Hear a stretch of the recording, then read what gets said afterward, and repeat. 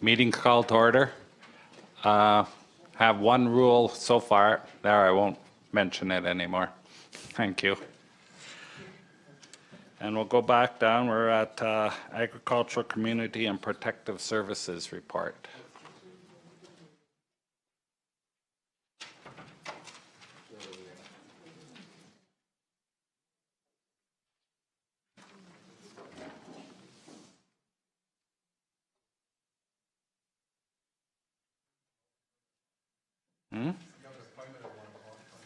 Is that 1 or 1:30? Oh, it was 1 o'clock. Oh, sorry, 1 o'clock appointment.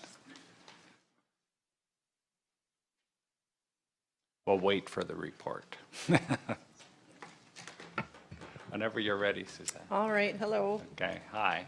So this is DP 2017-58 in Division 5. It's for a dwelling, single detached. It's condominium plan 0710284, Unit 112, 20 Muirfield Close. It's in the hamlet of Lyalta. The owners of the parcel are 1555905 Alberta Limited, and the applicant is Vanity Homes. Parcel size 7,384 square feet. It's a direct control district in the lakes of Muirfield.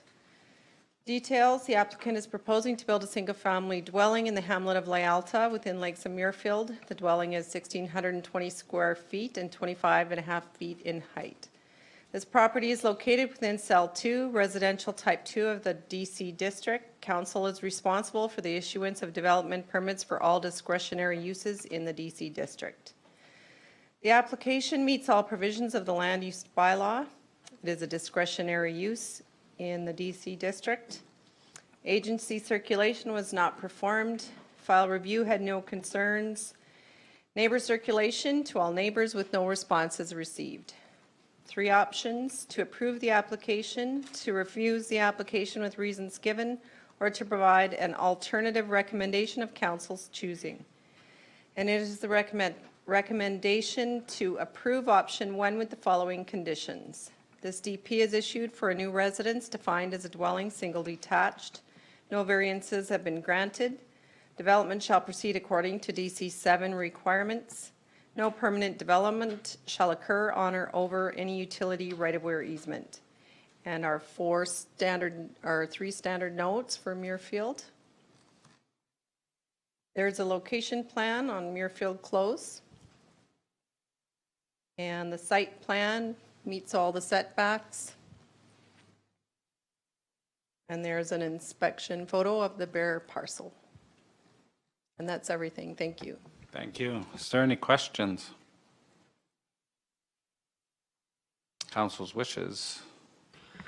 So I'll move the recommendation to approve option 1 with the 4 conditions and notes attached. Okay. Is there any questions or concerns? All in favor? Carried. Thank you. Thank you.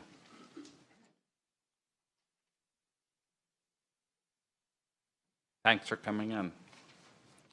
Okay, our next appointment's at 1:30, so I'll go back to reports. And this is our Agricultural Community and Protective Services report. Go ahead, Angie. Thank you, Council. Yes, before you, you have the report from myself, the General Manager of Agriculture, Community and Protective Services. As you can see, the report clearly outlines what's been going on in the past month or a little bit over that. There are some highlights. I'll just point them out quickly. One is the Watershed Resiliency and Restoration Program grant funding. So we received $198,500 for riparian improvements in the Crowfoot Creek area. We have been undertaking the environmental program open houses. We've done 2 so far. Another one will happen tomorrow evening at the Namaka Hall, and they've all been going very well with a good amount of participation and comments received. Under planning and development, you'll see the year-to-date figures, which are very comparable to the 2015 figures, actually, so higher than 2016. So things are going well there. If you have any specific questions on the report, I'll be happy to answer them. Thank you. Okay. Is there any questions?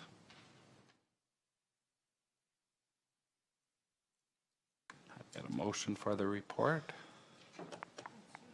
Alice?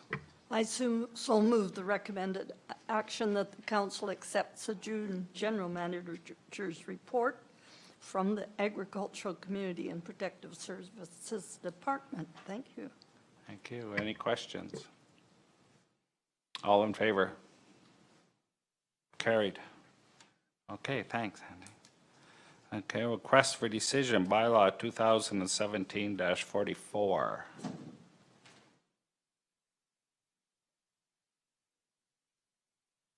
Good afternoon, Chair, Council.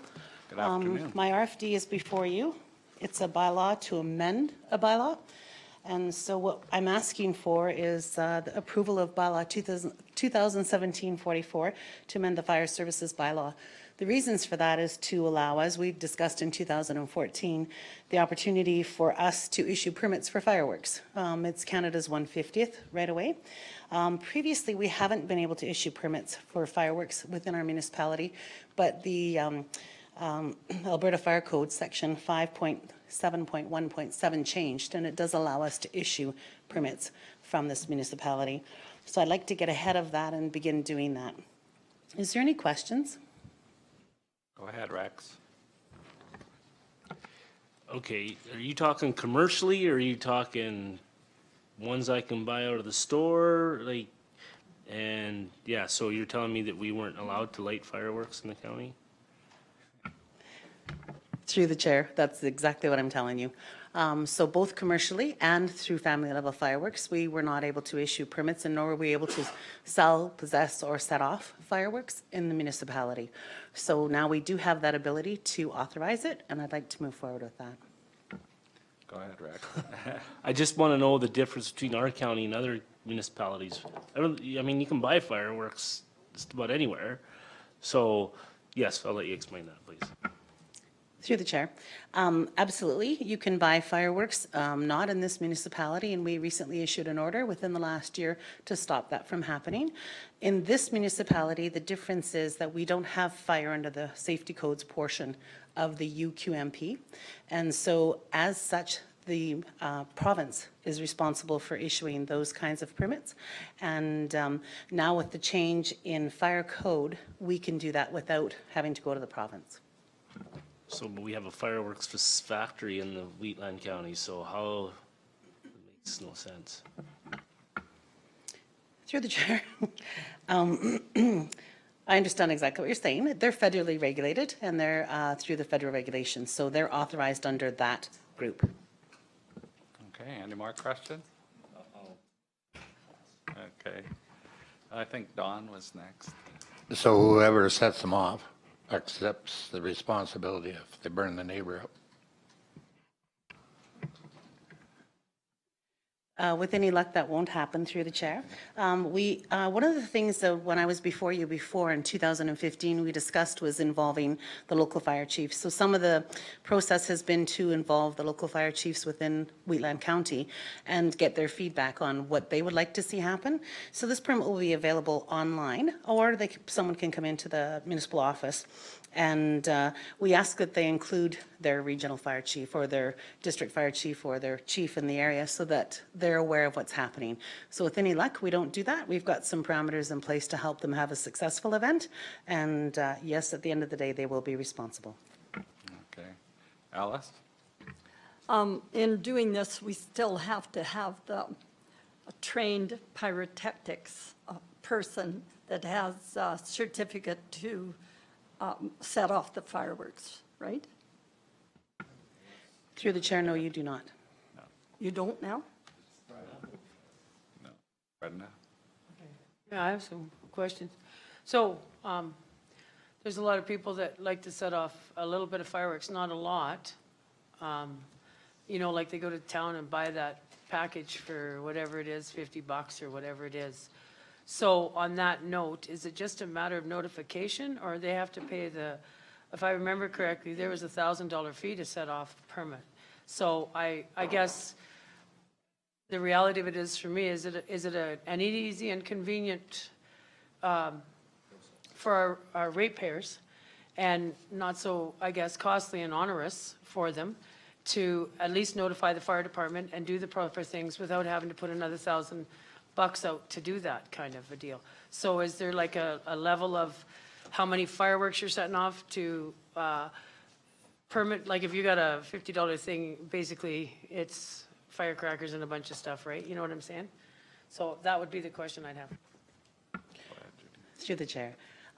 Excellent question. There is no cost for this fireworks permit, and it is meant to be user-friendly because we're trying to encourage compliance. Some of the issues have been in the past that they're set off illegally, they're not aware, and then something happens as a result of that. So if we admit that we want to have fireworks in our municipality, we want to allow our residents to participate in this and do it safely.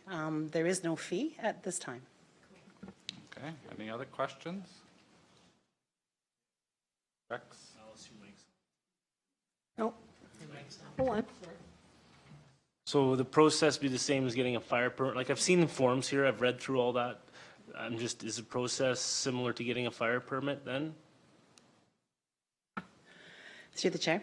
I'm anticipating that the customer will be able to download the permit and start the process locally. So they'll be able to engage with their local fire department and then bring it to me for authorization. We'll make sure the site plan is in accordance with the sample that's been set out. So it should be a fairly simple form for them to fill out. We're asking that they engage the local fire department, and I won't authorize it until that's been done. So that was the request of the fire chiefs. Okay, so for low-level fireworks for my own personal family use, a turnaround time, my phone, or I do the application, are we talking, if everything looks good, you're gonna approve it, or it's gotta go through a channel that's gonna take a week, or? I can't promise, sorry, through the chair. I can't promise anything. I would anticipate it'll be under 24 hours, guaranteed I'm here or my replacement is here, and that the local fire chief or fire guardian is available to look at it as well. I don't think it should be a big onerous thing, but we haven't done it yet, and I imagine as we go through the process, it can change. Okay, any other questions? Council's wishes. Brenda? The original. So I'll, council approve bylaw 2017-44 fire service amendment bylaw for the following reasons. Do you want me to read the entire thing, or currently fireworks displays are No, not we can allowed? just move first reading. I'll move first reading then. Okay, bylaw 217-44. 44. Any questions? All in favor? Carried. Rex? Rex has moved second reading. Is there any questions? All in favor? Carried. Do we need permission for third reading? Okay. Bernice? Permission. Permission to have third reading? Okay. All in favor? Carried unanimously. And third reading. I'll move third reading. Ben has moved third reading. All in favor? Carried. Okay. Thanks, Judy.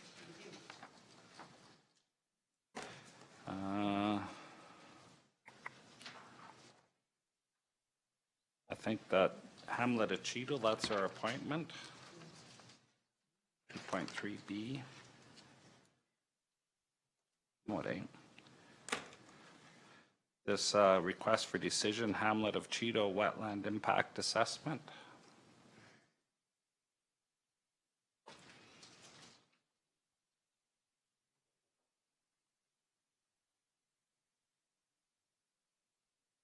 Go ahead, Colton. Thank you, Mr. Chair. So a bit of background, this is a recommendation that council approve option 1, which is to proceed with a wetland impact assessment for the hamlet of Cheadle and the surrounding area in 2017, and further that council approve allocating $50,000 from the Wheatland County Operating Continuity Reserve or Operating Contingency Reserve in 2017. So as you know, we've been working on the Hamlet of Cheadle area structure plan since the last, well, probably early this year, and we've conducted a master drainage plan for the area. We're now looking to move forward with doing a wetland impact assessment for the wetlands in the area, the proposed area structure plan area, to identify the value and classification of those wetlands as we move forward with identifying drainage options to ease the current issues within the hamlet of Cheadle. Public Works is also working on studies with their own engineers to determine a course of action. So we're hoping to consolidate the wetland impact assessment, the master drainage plan that's already been done by our consultants, as well as the work that Public Works has been doing in terms of looking at the drainage within the hamlet. And we're hoping this wetland impact assessment will further that work. As the map on the last page of the RFD in front of you notes the proposed area where we'll be looking to have the wetlands assessed if this RFD is approved by council. That concludes my presentation. Thank you. Thank you. Are there any questions? Rex? I'm just wondering if it wouldn't be prudent just to put up the map with the boundary of the wetland assessment just for everybody's. Because the picture that I got, I don't know if yours is any better. It was a little, I mean, I could get it, but.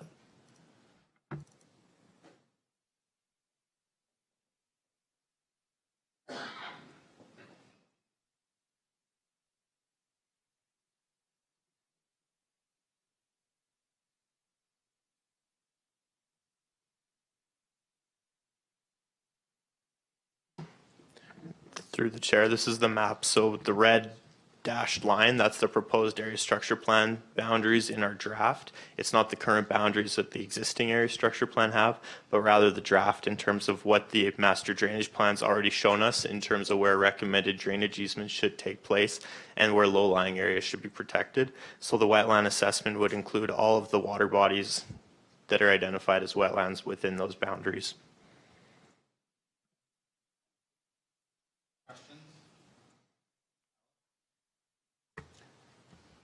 So I can't tell from that map, Colton, if it covers that spring that is on Highway 24 that we've been talking about that's created a lot of the water problems on the east side of Highway 24.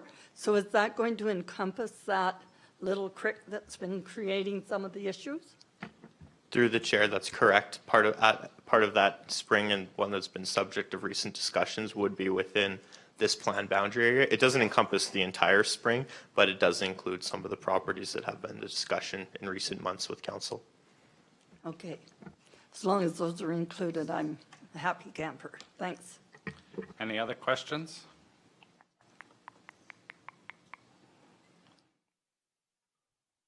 Rex? I will so move, Mr. Chairman. Council approve to proceed with the wetland impact assessment for the hamlet of Cheadle and surrounding area in 2017, and the council approve allocating $50,000 from Wheatland County Operating Continuity Reserve, Continuity Reserve, or Operating Contingency Reserve in 2017. Okay, any questions? All in favor? Opposed? Oh, you're in favor now, Don? Okay. Carried. Request for decision, Speargrass Community Pagodas.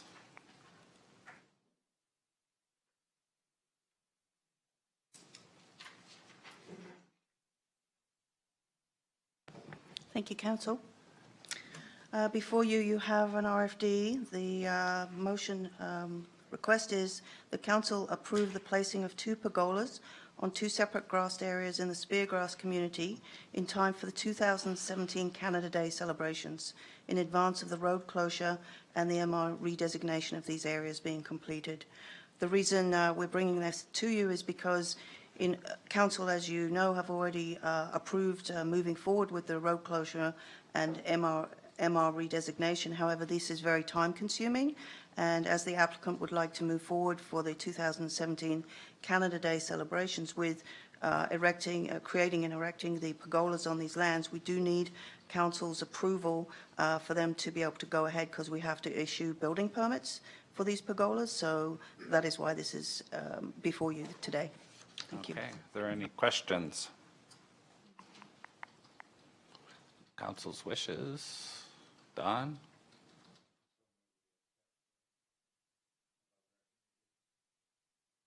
Okay. Turn your mic on, Don. I so move we accept the above recommendation, and anybody who wants to take a nice walk, go down through Speargrass. And if you want to relax and see something nice, just walk down through there. They're doing a heck of a nice job. Okay. Don's moved. Are there any questions? Alice? So what contingency plan is in place if this doesn't go through? Have you discussed anything? Go ahead. Through the chair to yourself, Councillor Booth, when you say what doesn't go ahead, you're talking about the creation of the pergolas or the land use redesignation? That's correct. What if the road allowance is not changed?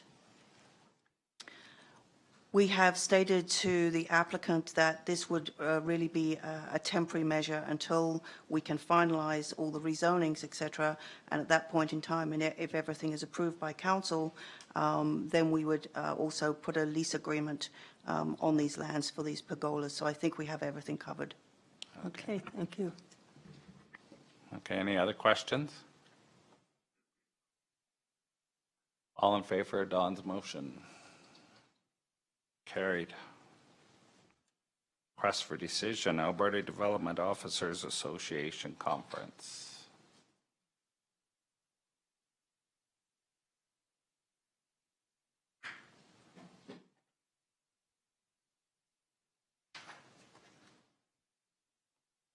Rex? Also move, Mr. Chairman.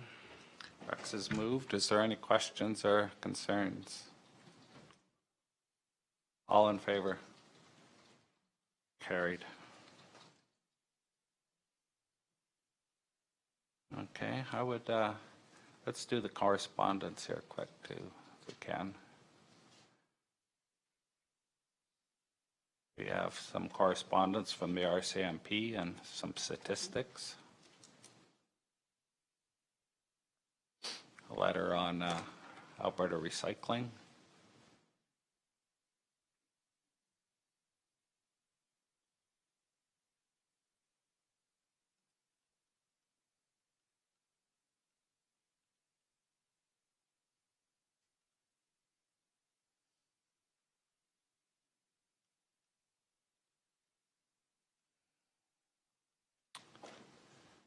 Okay,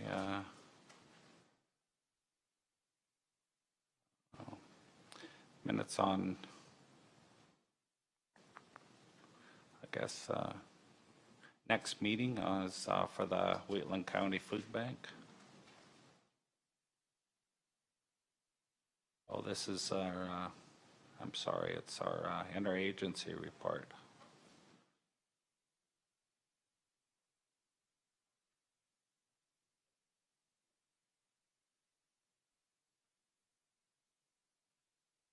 Letter from the Village of the Czar and what they've done with their CRISP funding. What's that? The Czar I've got on here right now. And standards. And Strathmore.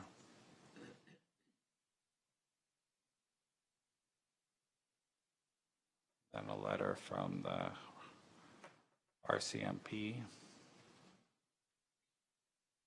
thanking us for meeting with them. And discussion of the boundaries of the AMD and C districts. That's not the same as the provincial boundaries.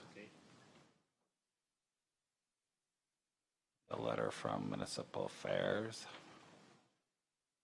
gas tax, MSI,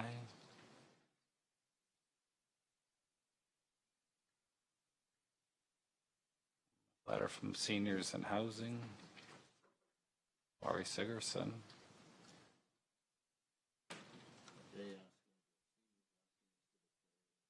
Seniors Week, yes, June 5th to the 11th. Can deal with that right now if you want. Brenda? Also move that we declare Seniors Week from June, let me pull it up, June 5th, 11th. June 5th to 11th. Okay, any questions? All in favor? Carried. Okay, Question, question. how do we treat the seniors different than we are right now that week? I want in on it, that's all I want to know. Actually, I believe the Historical Society in Strathmore is hosting a dinner for seniors Yeah, at the Legion. So Friday at 11, yeah. there you go to dinner, Ben. Rex? I have a few questions on some of this, and I'm going Sure. to try and make it as fast as I can. No, you don't have to be fast. Through the chair to Alan, the MSI funding, just curious, that's, what am I trying to say? The MSI funding that we're getting this year kind of is relevant to what we've got in the past? Yeah, it's equivalent to what we had in the past. The new census numbers will be used for next year's, not this year's. So the Okay. 2018 will increase slightly because of our population increase, but otherwise it's pretty much on par. Okay, good, thank you. This electoral boundary commission, I don't know, are we going to address that as a county It's or? on my screen right now, yes. So just wondering, are we participating in any sort of appeals or anything like that, or think tank or whatever they have going on? Looks like there's one in Calgary on July 20th and one in Brooks on July 21st. This is for the Electoral Boundary Commission.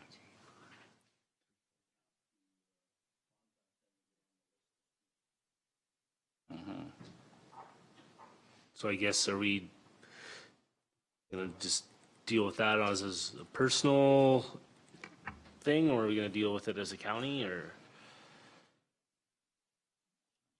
Through the chair, I would suggest that if we're gonna deal with it as a municipality, we have to come up with some Right. reasoning behind it. And otherwise, it's just a personal, but I guess our big issue in the past when they were looking at these electoral boundaries was ensuring that we stayed as one municipality within whatever the area was. Now they're designating a huge area. We are still our own, the municipality is staying in that division, the Drumheller, Strathmore riding. Some of the other ones are getting split. The question being, if we put something together that we're in opposition to, our numbers are above what their average numbers are for some reason. I don't know why. They're doing everything they can to create, I think it's 3 different seats for the urban side. And if we accept the boundary that they're giving us, we will be, I think it's 15% above the average number. And that's what they set them by. So we go from the Rocky View boundary, municipality of Rocky View, all the way to the Saskatchewan border, from Stettler to Vulcan, I think is the width, and basically all the way through. Except the county of Newell, we missed the county of Newell, they stay together, but that's our boundaries. And does it make sense to us? Are we satisfied with that? Derek is having a meeting, a unity meeting coming up here pretty quick. I think it's in the next week or 2. And that discussion will come up at that meeting also. So I'm going to attend that one and see if what they're looking at. I know I sit as a member of our conservative Brooks Strathmore group right now, and we are having a meeting here coming up. We are going to be looking at it, but my only caution is if we do it as a municipality, we have to have some reasoning behind it, what our reasons are for doing it. We can't just say we don't like it. We got to have some pretty good reasons to make it change. Our bigger fear when they started this was that they were going to split our municipality like it was in the past. They haven't done that, but so sometimes you got to be careful what you ask for. But I do think we should be able to put something together that we object to the the numbers being over what the province recommends and how they will deal with that, I don't know, but. So we have time for discussion after you tend the, Yeah, because this one doesn't, like the boundaries, the first one you'd be attended would be the July the 21st, so we have time to get there. We are Okay. meeting as, just wondering if we can move this to another date to have a discussion as well. yep, I'm just looking, we're meeting as a party board, as a Strathmore Brooks board on the 21st of this month, so there will be discussion there. And Derek's meeting is, where the hell is it? Oh, goodness. July 20th. Well, he's got July 20th and 21st for the, but is that what you're talking to, or are you talking about? No, the 21st, that's the Boundaries Commission. Yeah, that's right. That's not Derek's meeting. Next meeting we have is the 20th, the day before your meeting. Yeah. So But we have a meeting in July we still 4th. have time to, yeah. Okay, so we'll just leave it to the first meeting in July? Oh, the 22nd, Strathmore Legion, 7:30, the Wildrose is having a unity meeting Unification, yeah. where they're joining the Conservatives and the Wildrose together, and that I was told that will also be on the agenda, is the boundaries, so we Okay. will have time Okay. to bring something back. Okay, we can look forward to that maybe on the 4th of July. Okay, And my last question is just in regards to the EOC courses at the bottom. The deadlines for signups. I just wonder if registration is expected to be open July 5th. So do we have to register now? How does that work? And then if there's a different people here, they would just take the spot of the person that registered? Usually they accept registration right up to the day or two before the event on those. So it's not critical. No, it's just for information. okay. That's part of the AMD&C letter, which was the last article on our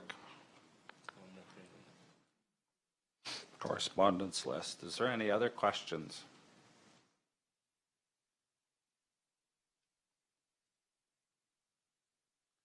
Motion accepting the information. Alice? All in favor? Carried. Okay, we have a 1:30 appointment. 2.3B. Ratepayer resident request for follow-up. Read the Wetlands Hamlet of Cheadle area.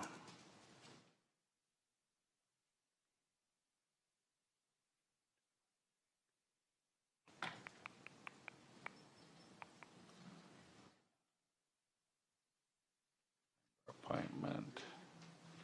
Okay. Do we have a presentation or do we have?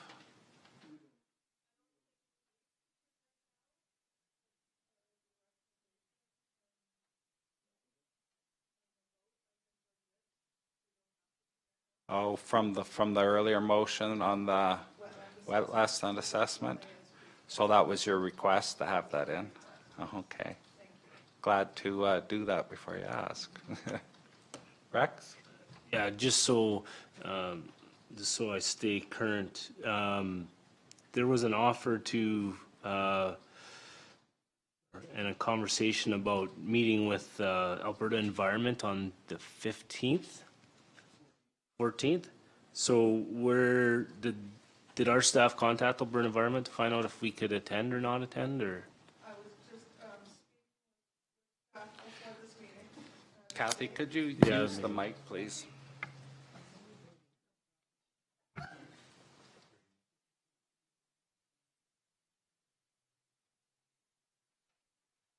Thank you. Yes, I was speaking with Alberta Environment again this morning before the meeting and to staff. They have approved that I can bring 2 people from Wheatland County staff to the mediation meeting on the 14th in Strathmore.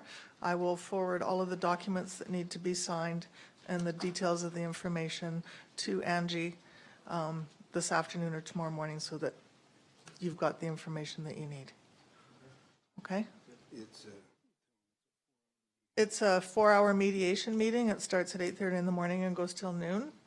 It is to discuss all of the details and to mediate basically the order that Alberta Environment has imposed on Mike and I. And having this recommendation approved in council today will very much help us with mediation. Part of your guess, I know you'd phoned and asked me to be part of that with the 2 staff members, is that would be more appropriate than me going? It could be you. I know Angie is definitely one of the staff members. You can be the other party. I guess that would be just something that you would have to discuss amongst yourselves. I'm just thinking the staff, for me, I'm thinking they're the ones that have to watch it too, maybe. I don't know. need the clout, We need the boss. Yeah, okay. but that's up to you guys. Like Okay. that, with this.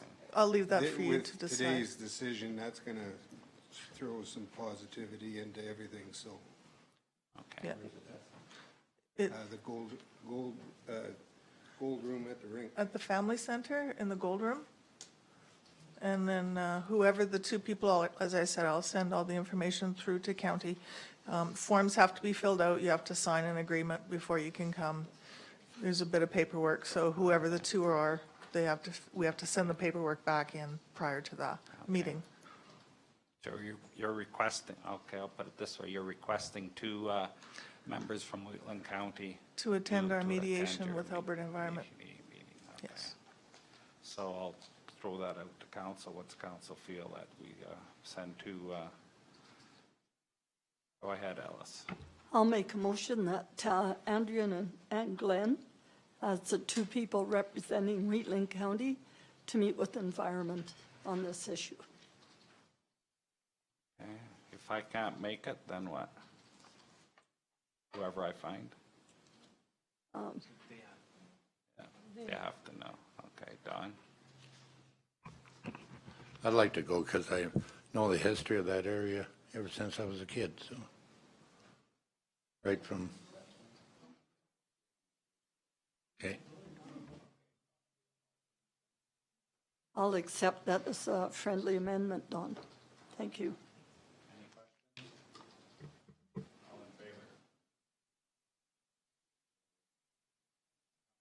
Thank you. It's the 14th for the full morning, 8:30 until noon. Thanks.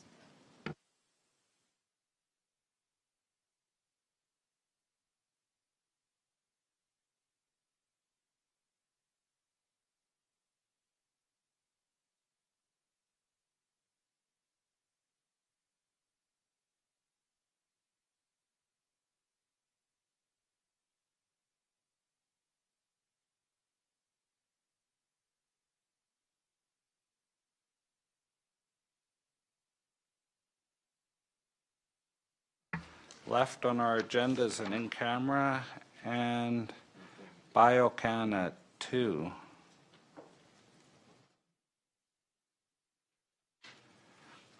Is Biocon ready to go at 2, or you're ready to go? Does council have any? Because we've got it, there may be Chairman, more people there's coming. members of the public that are attending as well, so I would Okay. suggest you should wait till 2. We'll wait for It till is, 2. it is put in the calendar for a reason. Okay. I think we should wait to 2. We'll have to take a break or we clear the room for in-camera, so. Either way, they're gonna leave. Either way, you're gonna leave, yeah. What's council want to do? Take a break, or? How long is the in-camera? I don't think it's long, retirement incentive. Can't be much more than 5 minutes. 1 minute for the in-camera. I'll move we go in camera and clean up the rest of our slate so that Biocam can come in at 2 and go forward. And that'll be the end of the day. Okay, so Ben's moved. Ben's moved us in camera. All in favor? Carried, sorry. We have an in-camera session. It should only take a couple minutes. And then we'll be on break till 2 o'clock and then we'll start. Thank you.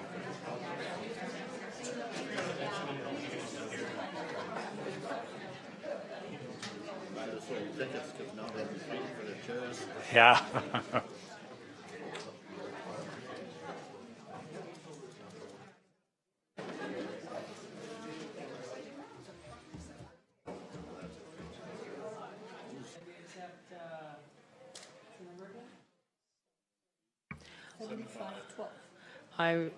I move to accept the retirement from employee two, employee number 7512, sorry. With regret. With regrets that Okay. he's no longer staying. Any questions? He or she. All in favor? Carried. We're on break till 2. I gotta go to the washroom.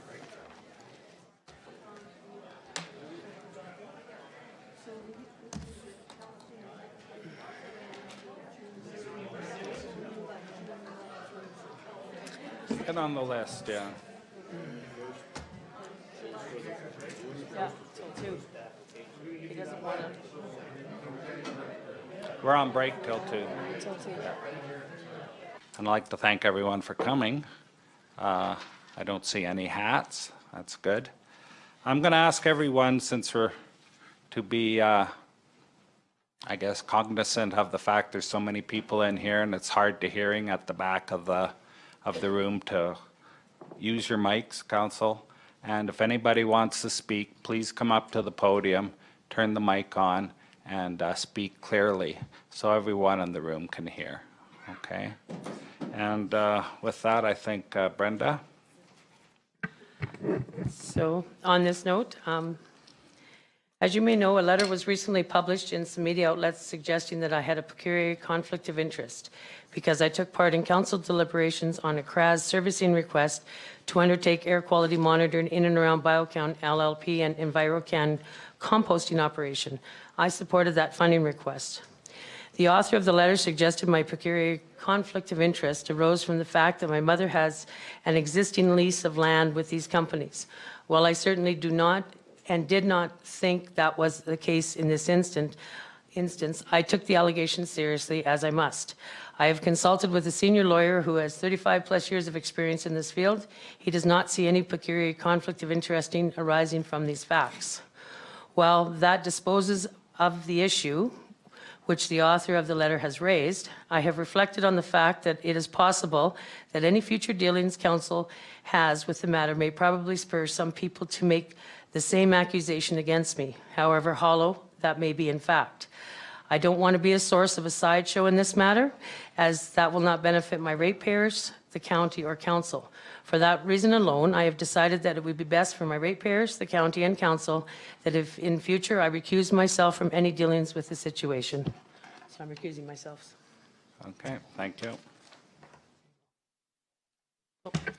Okay, Biocon, you have an appointment at 2 o'clock, so the mic is yours. Please state your name and make sure the mic's on there. And also, so everyone knows, when the mic's on and you're speaking, the cameras will zoom in on you and record the whole proceedings, okay? Okay. Okay, go ahead. My name is Don Francis. I'm the COO of Biocon. This is Mark Renard. I've asked him to stand with me today. He maybe had some valuable comments as well. He's the VP of Operations for Biocon. So I'd like to thank you today for allowing us to address council. We'd like to review brief history at the site since we've been involved, comment on current events, and share with you some of our plans for the future at the site. Okay? Biocon purchased the site that operates in Wetland County on January 1st, 2016. Our plan from commencement was to clean up and renovate the site to mirror our other composting pads that we operate in Western Canada. This included installing the aeration system that is operating there today. The legacy material left by previous operators was larger than we first estimated.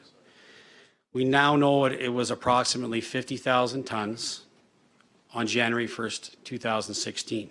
That material had built up over time since the site was first commissioned in 1997. We began processing this legacy material in 2016. However, received complaints from the neighbors directly attributed to this smelly material that we were handling. We held an open house in the spring of 2016, on May 13th to be exact, to address these concerns and share our plans to improve the site. The plan discussed at that time has been implemented. We're still working through it, and it's ongoing, and we're down to approximately around 10,000 tons of that legacy material remaining at the site. From spring 2016 onward, we have been processing that legacy material in a fashion to try to minimize odor when you handle it. The aeration system I mentioned was installed and operational in November 2016.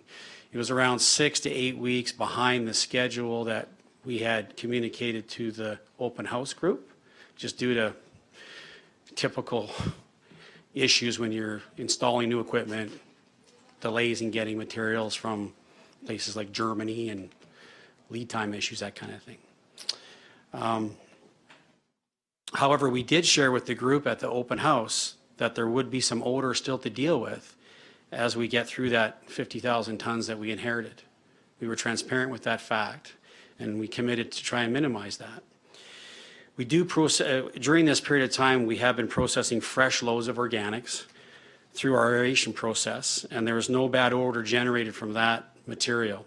Any offensive odor that had been generated is related exclusively to this legacy material. Biocon has spent over $1 million on new equipment, safety programs, engineering and consultants, reviewing our plan with Alberta Environment to complete the transformation of this 20-year-old site. Our safety team and technology monitor this site on a continual basis. We have an emergency action plan that we've shared with your operations team here in place. Our personnel are trained to act on that plan. We have traffic controls, we have with GPS, geofencing, speed monitoring, we have dust control procedures in place. Our operating hours and truck volume are managed to try to be sensitive to the local community. In the month of May, we averaged 1.5 trucks inbound per hour in a 12-hour standard day, to give you a sense for the truck traffic there. We directly employ 11 people at this site. 9 of them are Wetland County citizens. And it generates livelihood for over 200 people in our company division, as well as many local suppliers, trucking companies, a lot of suppliers in Strathmore, fuel suppliers, on and on.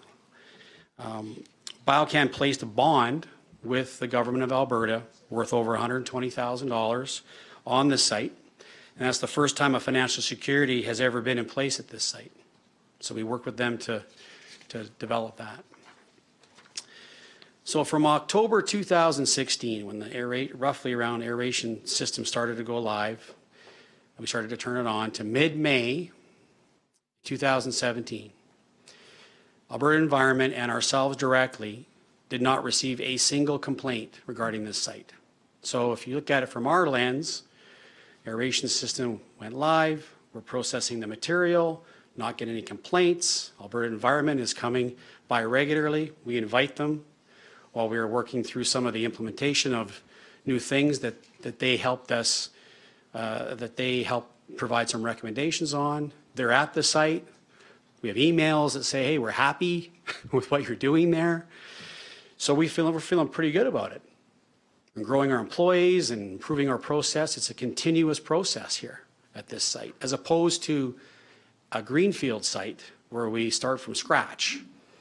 So post May 2nd council meeting, this CRAS meeting that you folks organized, since that time, we've had complaints recorded, even on days when we're not operating.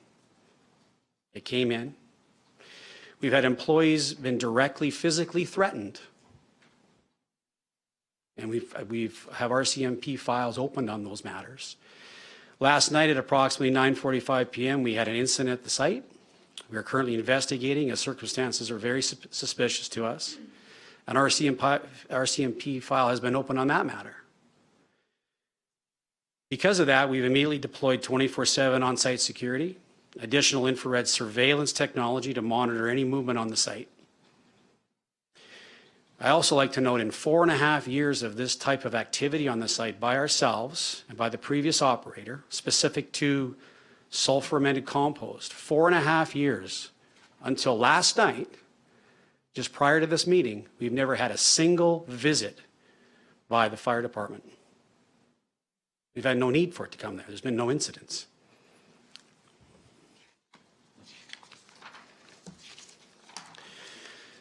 The Biocon leadership team met with the county planning officials and the CAO on 2 separate occasions after the May 2nd council session.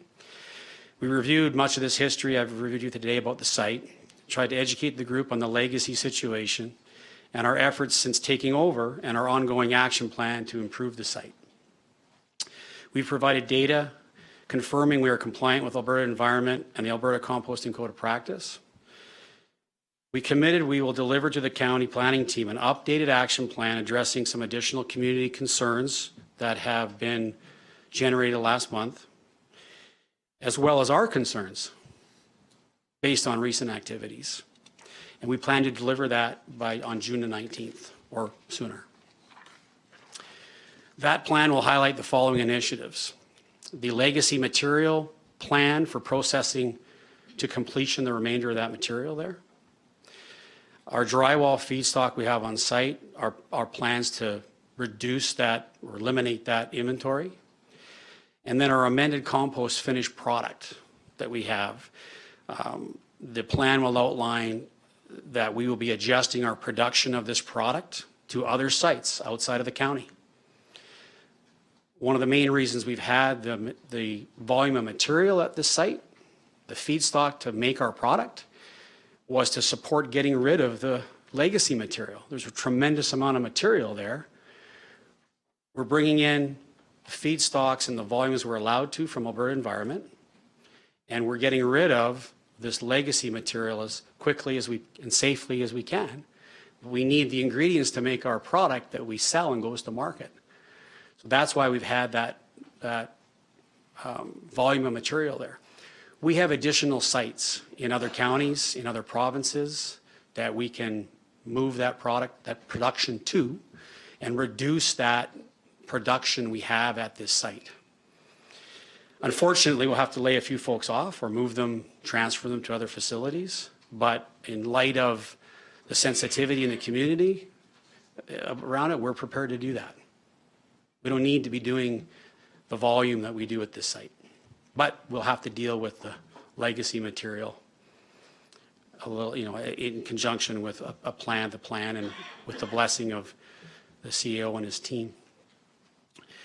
So we'll be adjusting that production. We're going to ship the current inventory we have in inventory early to our clients. We traditionally ship it out in the early summertime. We've contacted our major distributors, and they're willing to take it now. So we're going to ship that product as fast and safely and with as many trucks as you allow us in and out of the site. And we'll get the product shipped. All that material will be out of this county in Alberta, shipped to Alberta, Saskatchewan, and Manitoba, where our end clients reside. And then going forward, the focus at this site will be on aeration composting. We will, as part of the plan, we committed to a landscape plan, and we are going to continue to do that. We have a comprehensive site architectural plan being developed that is going to be more aesthetically pleasing to the eye and hopefully integrated with the community. It'll look nicer. It'll provide a barrier to the wind, blowing any material around, those kinds of things. We'll also provide an updated odor monitoring and measurement implementation as part of that plan. We do have an enhanced bird control process, which is a drone technology we use at other sites that we're going to implement here. And then we committed to the group here to have civil engineering survey to confirm the setbacks meet requirements. We believe they do based on our evaluation of the site before we took it over, but we just want to confirm that. And then we're going to have an open house targeted for the 3rd week of July to provide a formal update based on that updated action plan. Lastly, as of June 1st, 2017, Biocon has been acquired by a company called Green for Life. It's called GFL Environmental. They're a Canadian-owned private company in excess of $1 billion in revenue. News was released regarding this matter by a local competitor into this community prior to the closing of that transaction. We wanted to address that. We were obligated to tell our employees first and announce the acquisition on the actual date of the transaction. May 30th and 31st was when we informed employees, and June 1st is when the transaction closed. Information was leaked out because during the process of closing this transaction, we have to transfer licenses and approvals from Alberta Environment. When you submit those forms in mid-May, prior to closing the transaction, they post that information online. Very few people, other than professionals in this room and folks in the business, would really even know where to find that information. But it was found and it was distributed, and unfortunately we had to tell some employees about the transaction after they probably already knew about it.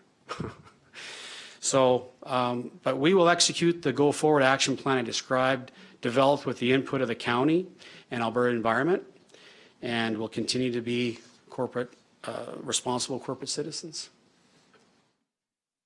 Thank you for your time.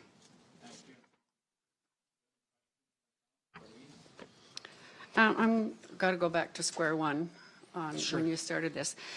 When it was started with the owner of the land, did that person have to sign a contract with you about how much tonnage or how long this is going to go on? Like, is there a limit of the tonnage? And is there going to be a time when you're no longer going to be going to this area? Okay, I'll attempt to answer that question. I think I know what you're asking. But the incoming tonnage is dictated by our registration that we have with Alberta Environment. Okay. And that is it. We are allowed to bring in essentially 19,999 tons, 20,000, just under 20,000 tons of incoming feedstock, compostable materials like fruits and veggies, straw manure, those kinds of things. So is that the maximum tonnage for that whole place? Per calendar year. Per calendar year? That's correct. And it's not supposed to go over 20,000 tons? That's correct, yes. Okay, so, and is there a timeline when you're going to be finished working in this area where you're closing it down, or? No, as I mentioned, our plan now is to transfer much of our production of our end product that we make out of the compost to other sites we have in Alberta and Saskatchewan. But we want to continue to compost here. Yeah. So we're going to just morph that site into, like our site we have at Tabor, which is a full aeration system, bringing in compostable materials from the community, surrounding community, and compost it with our aeration system. What's different from the past is the previous, 18 and a half years they didn't have any technology. It was done the old-fashioned way of composting, which is not as efficient, could be a lot smellier. Okay. The aeration system is a lot more effective in composting quicker, more efficiently. You can control all the metrics tighter and avoid any offensive odors. That's why people now use that aeration model. So there's no other place within the Wetland County that you're taking some of this bio to? Our incoming feedstock? Yeah. No, ma'am, no. Okay. No. I just heard a rumor and I just thought I would clarify that one way or actually, the yeah, I other. can address. I think one of our distributors took an order from us, quite a large volume order, to ship to his customers. I believe the name is FieldQuest, and he had it delivered to his partner or somebody in his organization in the county. We actually had that discussion with your CAO. Okay, so that's... So we've already shipped it, and we don't own the product. Now, we did call them because we understood there's a sensitivity to that. Okay. And he is going to ship it just like we are early. And we even said hey, if you're not going to move this product to the county, there's just some sensitivity to it, then we'll buy it back and we'll ship it to our customers across the prairies. So they've agreed to move that product off that site and deliver it to their clients. That's our end product. All right. Yeah. Now, one last question. How many tons did you say are there right now? What I was referring to is the legacy material, which is the material that was stockpiled by previous operators over the last. Yes, okay. So that's International Compost used to have the license there, and other operators. So when we took over, there was about 50,000 tons of that material. We have that now down to about 10,000 Okay. tons. So you're not at your max sitting there? No, not at all. Okay. No. Thank you. Any other questions? Don? There's definitely an odor problem. What's being done for it? Well, we don't consider there being an Odor. odor problem. We're managing the odor the best we can. The odor is attributed again to that legacy material that's there. We've been processing it slowly, basically taking a small amount and mixing it in with new feedstock in the aeration system to minimize the odor from that material. That's the culprit of the odor at that site traditionally over the years, has been that material wasn't composted properly. So when we took over, we decided, okay, do we want to take this on? And we felt we could clean the site up, get rid of that legacy material properly. As we communicated with the folks at the open house, we knew there'd be some odor when you handle it, but we'll get through it. And we're down to the last 10,000 tons. Once we're through that 10,000 tons of material, the new material feedstock coming in to be composted, there will not be any offensive odor. And again, you can look at our other sites, Penhold, in Tabor, other sites, we don't have complaints there. That's fresh incoming product going through an aeration model. With June and July coming, it's going to hit its peak. And can you have it out of your system by then? Yeah, and that's what we're going to work with the county and Alberta Environment to discuss, is we're going to provide a few options in that action plan to agree that here's the options to deal with that last 10,000 tons, and here's what'll happen when we do it. So if we do it quickly, if we keep it a slower process, what would the impact be to the community odor-wise? And make sure everybody understands and buys in and agrees with the approach. Communicate that at the open house, and everybody's going to understand that during this period of time, here's what we're going to do, and we'll process that last 10,000 tons of product. Rex, you had it? I think Rex was. Does that answer your question, sir? Go ahead, Ben. Go ahead, Ben. Hey, through the chair, when you say you've got 10,000 ton left on the site, that's of the legacy material. You still have your operation ongoing. That's correct. What's Yes. the volume of your operation? It's what I mentioned earlier. We take in just under 20,000 tons of feedstock a year to compost. So you've still got 30,000 ton on site? Oh, no, we use quite a bit of that material. We've provided that data to the CAO and his team of the incoming tons from our last annual report and the outgoing tons that we ship. So we do ship a tremendous amount of the compost that we make every year out. In fact, we had a net more out than in last year because of the legacy product there, right, we inherited. So how long from, you say you've got 10,000 ton of the legacy left there, when do you expect to see that? Well, that's what we're gonna develop with the county, provide 3 options. And I mean, the longest we could see if we just continue to do it very slowly to minimize any odor would probably be in the 6-month range, 6 to 8 month range. Rex, you had a question? Alan does? So Don mentioned that we met yesterday, actually. I don't have the tonnage. So can you give us the tonnage? You didn't. Yeah, I provided don't have it that. I provided that. Do you have that, Angie? It's in an email document. I can resend it. That's okay. That's no problem. It should have been attached to the email we sent Angie and Jerry and the team when we met with them. Yeah, I don't have the tonnage, so if we can get that information, You I think bet. that's You'll what have it. Deputy Reeve Armstrong's asking. You have it. Well, when we sit down, we'll fire up the computer and send it to you right away. Okay. Any other questions? My other question was just, I know this is being recorded, but I love paper. Have you got a problem leaving your presentation with us? Yeah, no, I have no issue. I can email it to the group. Absolutely. Okay. Yeah, you bet. I can email it to you and you can distribute. Okay. I just like to make some notes. This is one on it. Yeah, you bet. Made any notes on it or not? I think there was. Okay, that's fine. I think there was one note page in here that I made a note for. So. There's just one note page for myself I made in here. There you go. There you go. That's everything I said. I didn't refer to this page. Yeah. Okay, are there any other you're welcome. questions? Rex, go ahead. Well, I mean, I think the big concern is that something gets done, right? Because we were here a year ago talking about the same thing at the open house, that something was going to be done. And you have implemented some aeration and things like that I think Alberta Environment has mandated you to do. Well, they didn't mandate us. We actually voluntarily did that. They did push us because we were late in our date, but they didn't mandate us to do it. We did it voluntarily.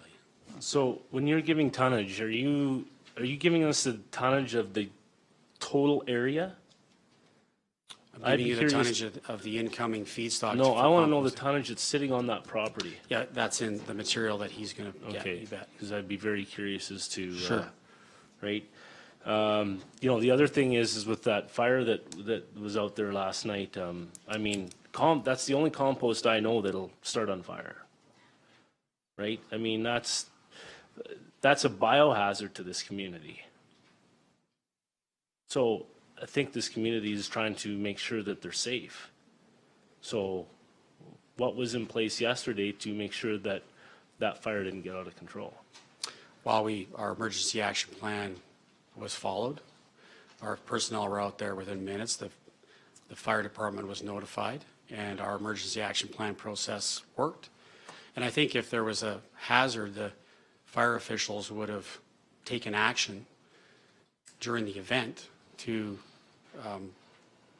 protect the public. So the event that happened last night is being investigated. We'll provide the report back to the CAO, and being investigated because it only happened a few hours ago. Yeah, no, I know. Just see what the cause was. Well, again, we don't know until we. In shipping, that stuff starts on fire, does it not? While it's being shipped, sir. that stuff will start on fire, or there's never fires when you haul it, there's never fires when it comes in, or there's never been a fire on the sulfur product ever? No, we have not had any fires. We've had some friction-related smoldering, which might be the cause of the fire material yesterday? we handle the material to the practices of. I'll have to apologize. I shouldn't be debating with you what Sure. caused that fire last night. I'm just, this is a concern of the community. No, I respect that. So, you know, this community wants some sort of a guideline or a measure or something in place that is going to hold everybody here accountable. Sure. And you might say 6 to 8 months, we're going to have this under control. I think what the community would like to see, and I'm sure that you're not probably going to agree with it, is that the whole grounds be remediated and start over again versus, while we'll get the 10,000 ton of legacy product out and we'll continue on as is. I think they're wanting to see a whole remediation and start over process, and maybe that might help in your composting as well. I don't know. And I'm not running your business, but I think that's been said before. You know, I don't know if, you know, the county has any right or can access some of the wells to take our own samples, random inspections, things like that, just to satisfy the neighbors, to make sure that those things are getting done. You know, if you're willing to work together, I'm sure this community, as long as I've known it, is very willing to do the same. But you have to understand the time that they've been going through this, and it's now time to say, hey, we have to put something in place. And unfortunately, the buck is stopping at this latest company that is just purchased, right? So, and it's getting more and more difficult to deal with the community because nobody seems to want to deal with it. Nobody seems to want to answer the questions. The promises keep going out and out farther and farther. So does that make sense? Okay, well, can I Yeah, comment? go ahead, yep. As I said, respectfully, we feel we communicated last spring. We set a timeline that we've mostly kept to. We didn't have any complaints. This is our measurement of our impact on the community. No one's calling us directly for that period of time from October through until the last council session and the emotion that happened that day. And Alberta Environment, no complaints, no feedback to us about any concern. There's the ongoing improvement at the site. And hey, we're not perfect, but we've been working through improving this site, a legacy of 18 years before us. So, we feel like we're making progress. If there had been some feedback to us, we'd love to hear feedback to us, respectful feedback to us directly. We're open for that. So can we do a better job at communicating? Absolutely. But we'd like to have that to be reciprocated back. And that also said, this is our first time in front of this council. In every other jurisdiction we operate in, we have a strong relationship with officials in those communities. And we're welcome there, and we're appreciated there, and we want that to be the case here. So that's what we're trying to achieve. Should we have been in front of the group earlier? Yes, in hindsight, absolutely. But we felt we were addressing the immediate concerns, somewhat created by previous operators, trying to manage through that period. So we're committed to working with you, the council, your team, and the neighbors. We're not hiding. We've always been transparent. Not one time since we took over that site in January 1 have we ran away from a phone call, a meeting, right? But people need to communicate with us as opposed to listening to misinformation. Okay, Mark, go ahead, Rex. Yeah, and I can appreciate that, and I think I've heard some of the things that you have done, whether it's shutting down operation for an event or something like that, and I get that, but I think the bigger problem is the product that's there now, right? So you're doing things along the way to help mitigate those issues, but it's the big overall picture we need to attack and get. I think what maybe got missed in my comments there, the large inventory there that you see, physically see there, part of that action plan is that material, the bulk of that material be gone over the next 6 weeks. That's our commitment we made to the group based on the concerns of the neighbors, whether it be dust issues or other concerns they have. That site will be a composting site primarily for aeration composting. Okay. Well, I'm going to have to stand behind everybody that's sitting in this room to, make sure that it does get done. You bet. Somebody didn't get it done 2 years ago, didn't get it done 5 years ago, and I mean, we can go in circles all day long, right? Yeah. But at the end of the day, so now, I'm being said that, wow, this will be done in 6 to 8 months. We can, you're wasting your time. Well, from the opinion on this side is they've heard that before. So we're just trying to put steps in place so that it gets done. Everybody's health is not at risk. Everybody's happy. No, I can appreciate that. I can only speak for when we took over the site. I can't speak for 2 years ago or 5 years ago. So thank you for your comments. I'll keep the questions till after. I'll give you an opportunity. I gladly answer that if you'd like me to. No, nobody heard the question. Sure, fair enough. Question, Dan? you said at January 1st of this year, you had 30,000 tons Oh, no, January. legacy material. No, I said January 1st, 2016, we had 50,000 tons of legacy material. So how much did you have January 1st this year left? I'd have to look and see in our data how much we had at January 1st. I'd have to look and see. We'll have that on file. I can provide that number to you. It would be less than 50 and more than 10. But I can follow up with you directly if you'd like me to. Well, my concern is similar to where Councillor Harwood was coming from, that you're talking 6 months to remediate the last 10 ton. And I'm wondering because of what's happened today and what's happened the first of the month, that if you put that into high gear, would it be remediated in 3 months? Yeah, there is some, Or there's 2 some, months? we'll share that with you in our operations plan, but I will provide you with the data of what the inventory has been, so you can see how it's declined since we've operated the site. Okay, any other questions? I got a couple. This legacy pile you keep talking about, Yes, sir. and if it disappears in 3 months, it'll be totally gone. Everything will be cleaned up from the legacy piles, what I'm understanding? Yes, sir. Yeah. Okay. So when you get in your 20,000 ton every year and you don't sell it all, of course, you're going to start another legacy pile. Is there a commitment never to have another legacy pile? Well, the legacy pile really is defined, we termed it that because that's the material we inherited, that it wasn't processed the way we would do it. So it needs to be reprocessed. Right. The fresh material that comes in, the 20,000 tons of incoming, that will be made into compost and sold. We've sold every ton we've made of new material. Gotta be careful what I say. This site here, we've shipped a lot of the legacy stuff out we've reprocessed. But the reason we're expanding is because we've sold every ton of finished product that we can make. So my answer to you, sir, is that we will get rid of that compost every year. Some years might be we get rid of 90% of it, other years we sell out, but traditionally it's going to be the majority of that material will go away every year. Okay. There'll be no more stockpile. No, sir. To see No. that. Landscaping, do you have a timeline on the landscaping that? Yeah, well, in terms of it being completed, Yes. no, sir, not yet. We'll have that for June 19th. Okay.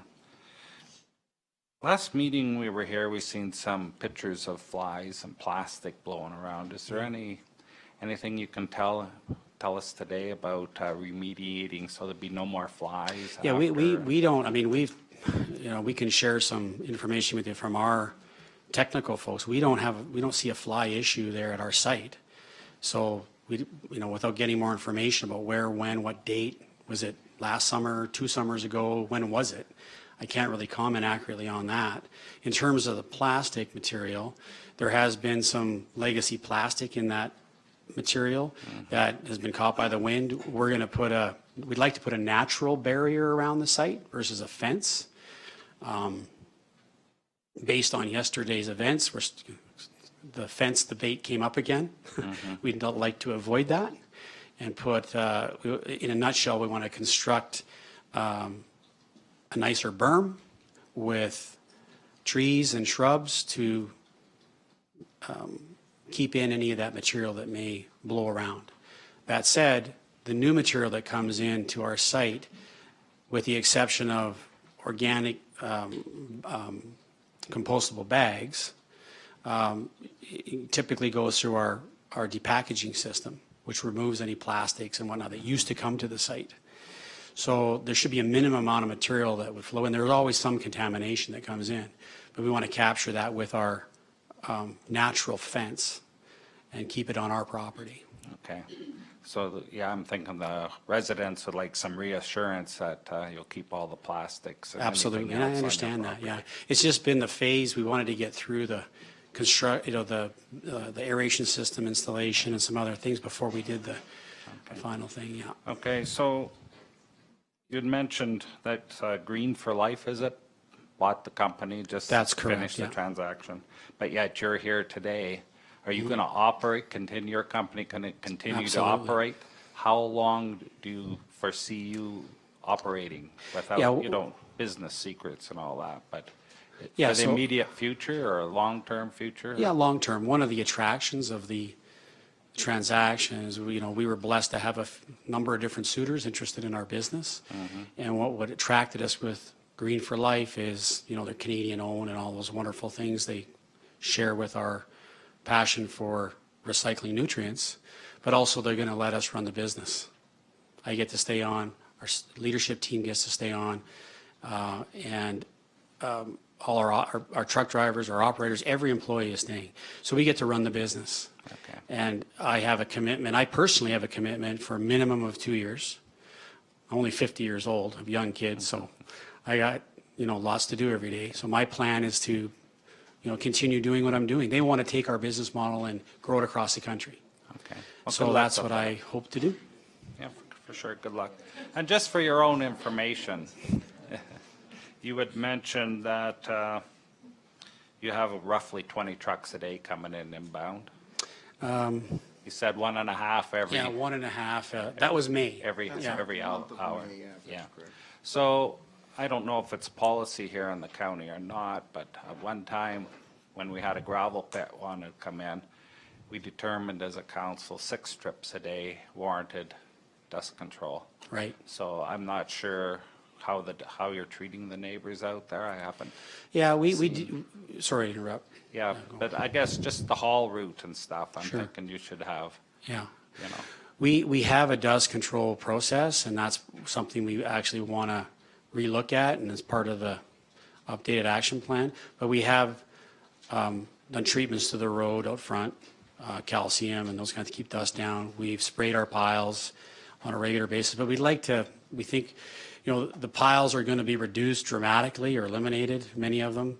But even with that, we're going to relook at that and ensure that the dust control process is with consultation from this group, ensure that they're happy with what our process is, and just relook at that. Include the haul routes too. That's correct, yes, sir. Okay. Okay, is there any other, Alice?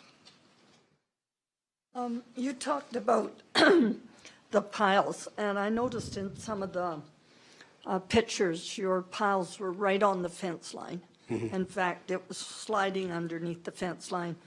So could you look at that and look at a setback? Yes, ma'am. Set your product back. And one thing Glenn said, and you talked about, is security fence.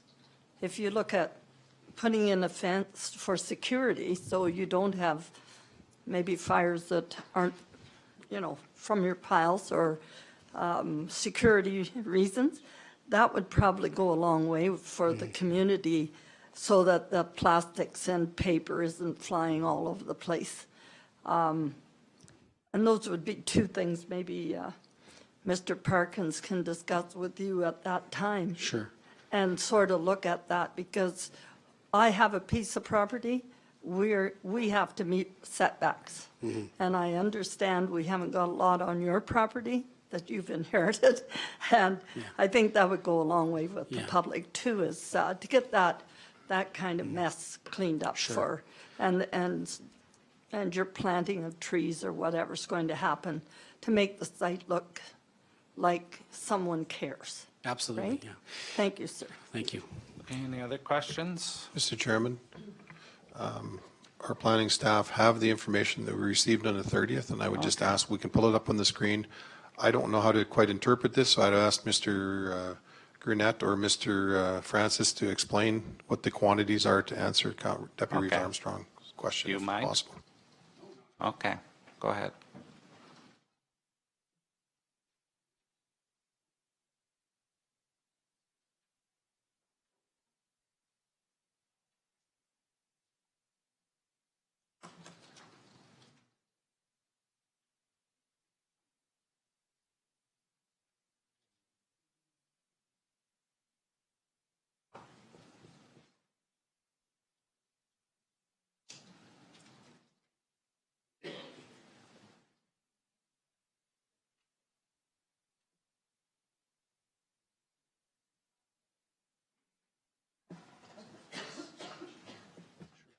I'll let Mark, he knows the numbers much better than I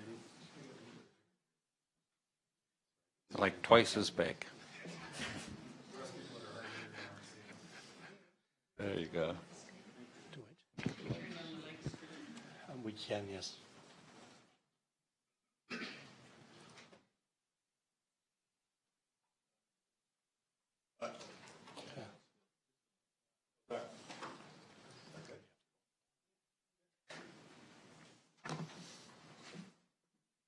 Great, okay. Thank you for having me.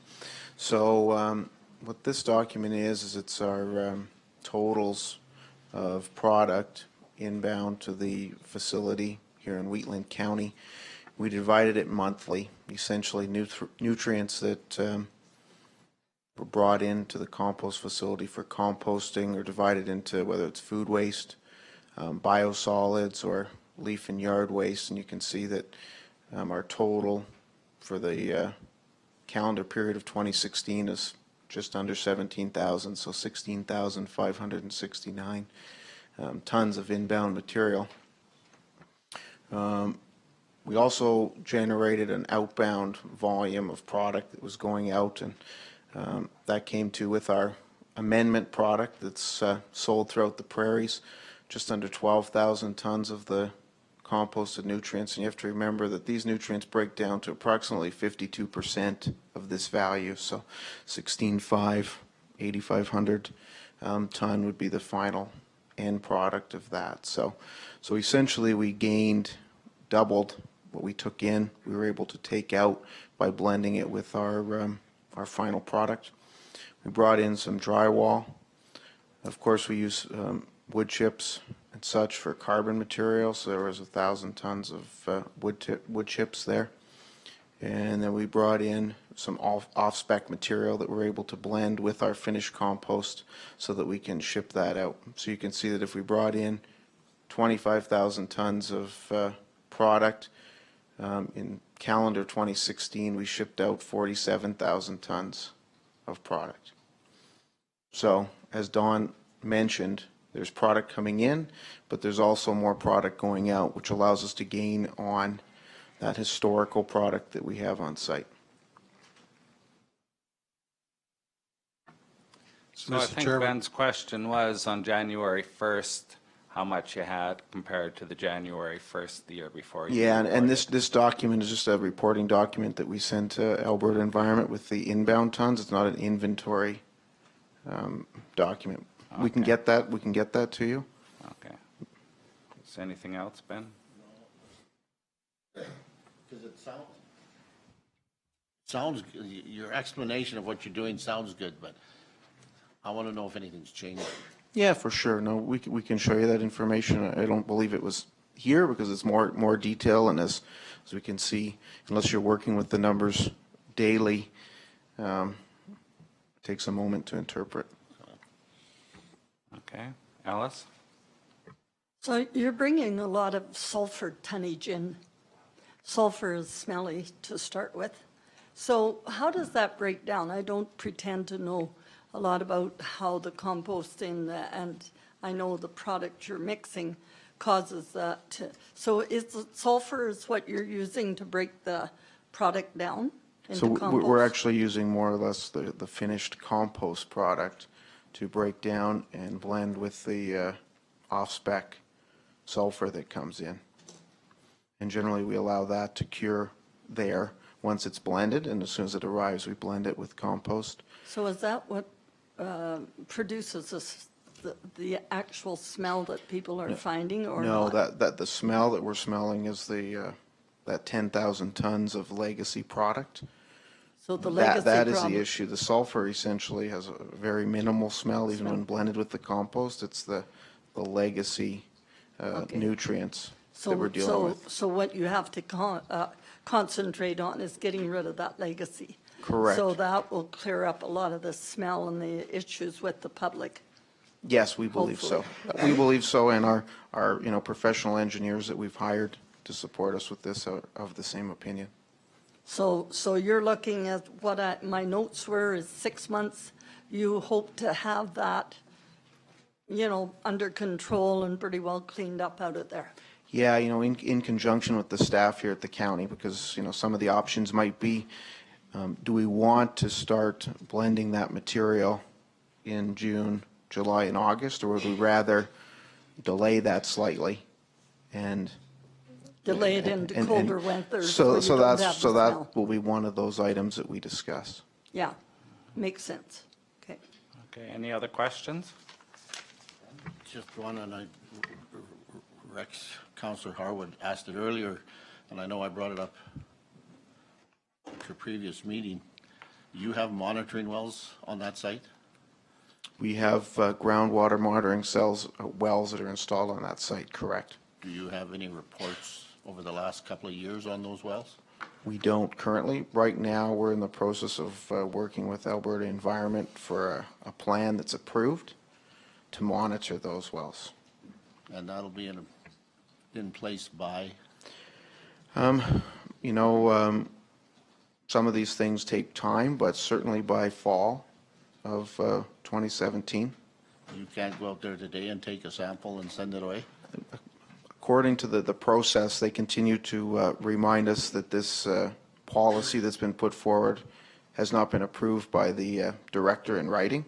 And until that time. Was it not one of the conditions of the original development? I think I'm not sure on that answer with regards to the original development there. Well, I was here when it happened, and I'm thinking it was, otherwise you wouldn't have the well in place. Yeah, it's according to the composting handbook, the wells are required to be monitored when requested by the director. So the wells are there, but the requirement, as we understand it, is when requested by the director. And now we put forward with our hydrogeologist a plan to do that. And we're just working with Alberta Environment to approve that plan so we can go ahead, have these professionals do that analysis and then report back. And that material will be sent to Alberta Environment. I'm thinking from the response of some of the residents that were in the room then and are in the room now, they would like that sooner than later. Yep. Just to give them a sense of security as to what's going on there. Yeah, no, understood, agreed.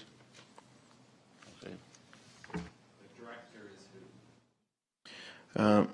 Sorry, the director? The director for Alberta Environment for that Okay. region, for the region. Yeah, so everyone knows the director's Alberta Environment. Yeah.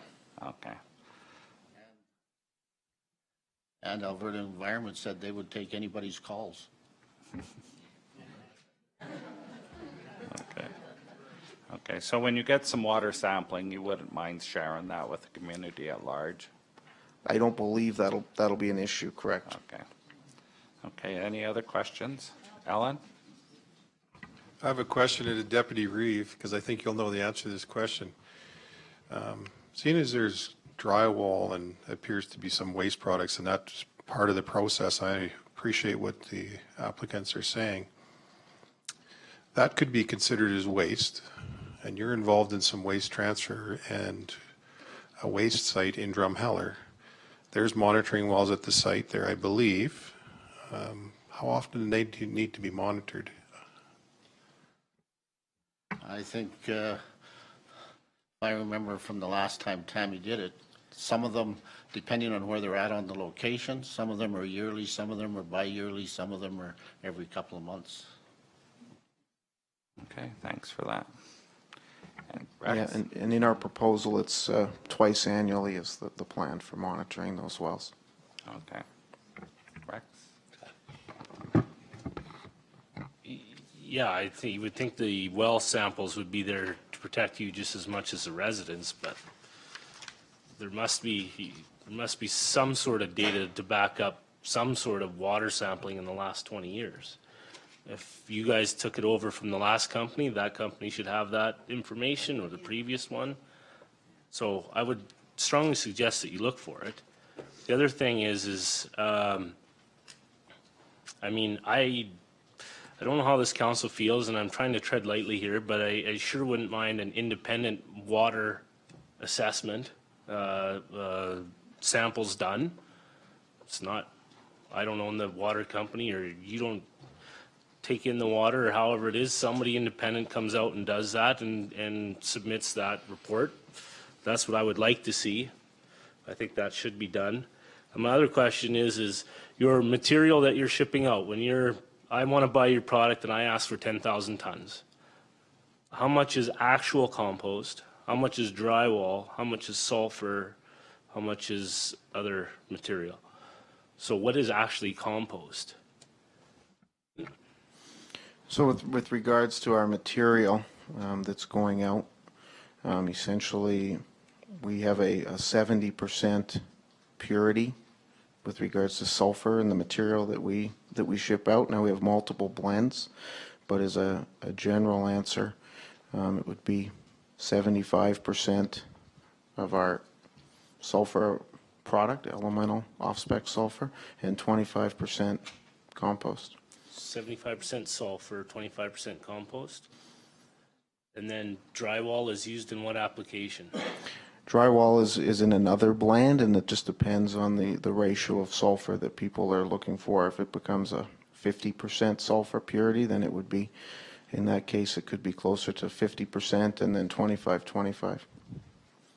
Yeah, just I don't understand, because I'm not in the composting industry, but how a building product can be used as a composting product. It must have other properties or something. It's not truly for composting. It's an additive. Correct. Yeah, it's an amendment at the end of the day. Okay, any other questions? Don? From what I understand, most of the problem now is the 10,000-ton legacy pile that's left. You have a site at Pinoka. Can that be removed to your other sites so these folks can at least have half a summer? There's many options that we can go through, but even, attempting to just load it without processing it, there would still be an underlying odor. So we would prefer, a kind of a one-touch and gone type approach to dealing with it. So what if we didn't haul any more product in? You just managed what was there and got that under control, and maybe that would satisfy, I think, a lot of the residents. I know you do have a business to run, but I'm assuming with your other sites, there's maybe some things you can do. So if we just stop bringing trucks in for now, and maybe in 6 months you'll have the majority of this cleaned up, and then you can move forward. The amendment materials, for example, the off-spec sulfur and the drywall, those we've essentially stopped bringing that material in. The nutrients that are coming in, those are reduced and just going into our aeration system, which, as Don spoke about, very limited odor. It is the cutting-edge method to compost. Okay. Any other questions? I know we have a lot of ratepayers here come in today. If I have time, we all have time. Does anyone want to say anything? I know, please come on up. Just make a little bit of a line there. Say your name.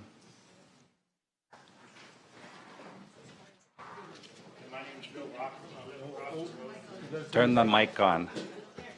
Yeah. My name is Bill Lachlan. I live across the road from this Biocon pile.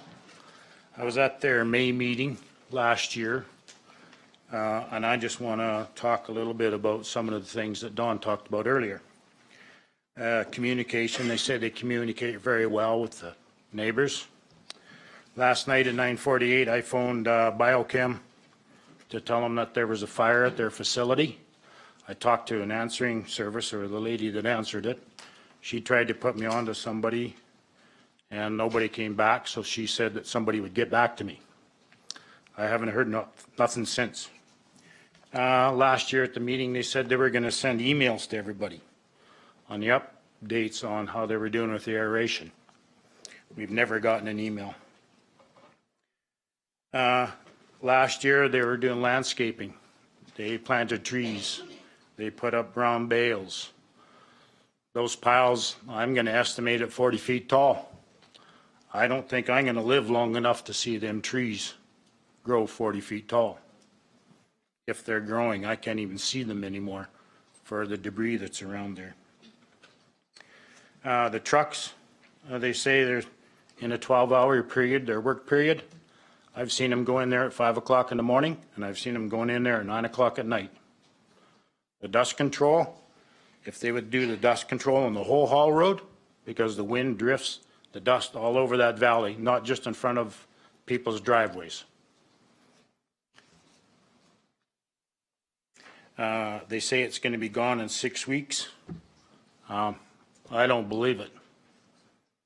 and 3 months to clean it up. I don't believe that either, because in May last year, they said they were going to have this stuff done in July. They were going to have this aeration system in place, and it never happened. I would like to see a bond against this dates that they're proposing, that they're going to have this done by, because right now it's just hearsay. Thank you. On this whole route, you said you'd like to see dust control on the whole thing. How fast do these trucks go on the road? Biocon does have a sign up that says 50 kilometers an hour. I can't gauge how fast they go, but I've gone 60 and never caught up to them. Okay, thank you. Thank you. Next, please.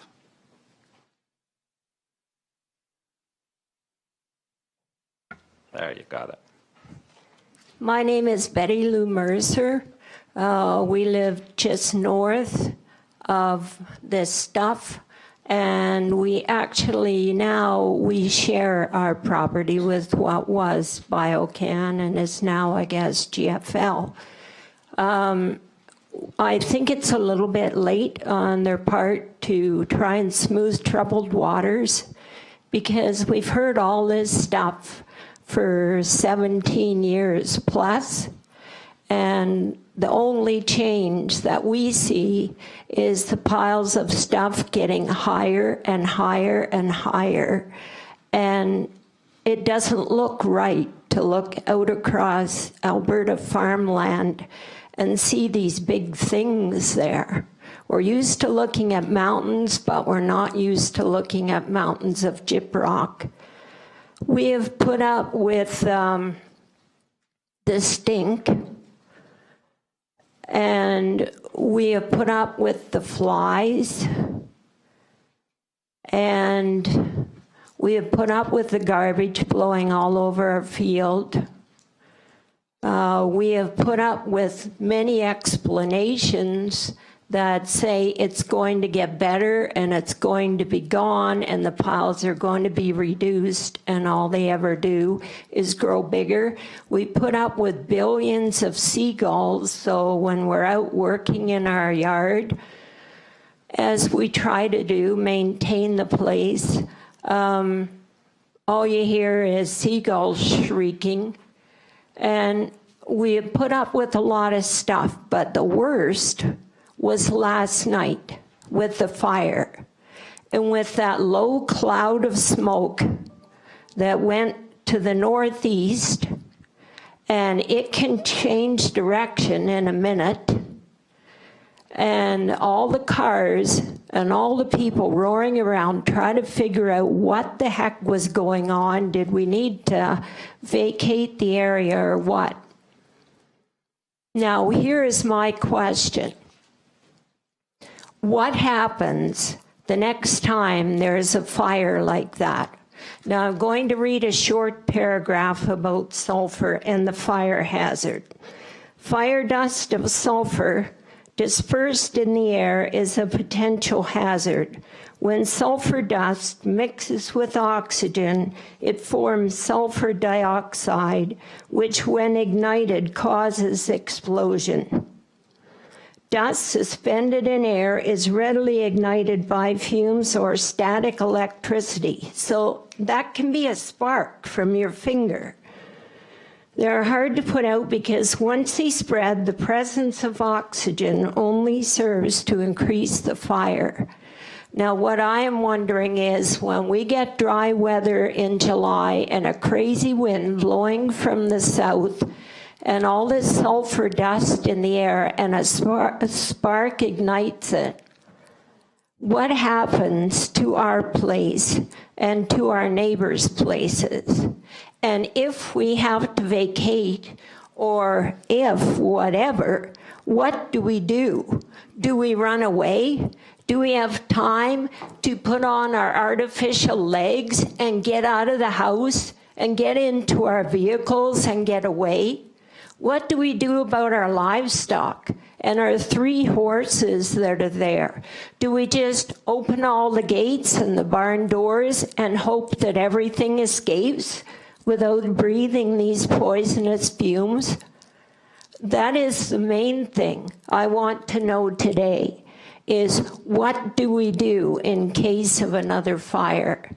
The fires, I gather from this paragraph, are like coal dust.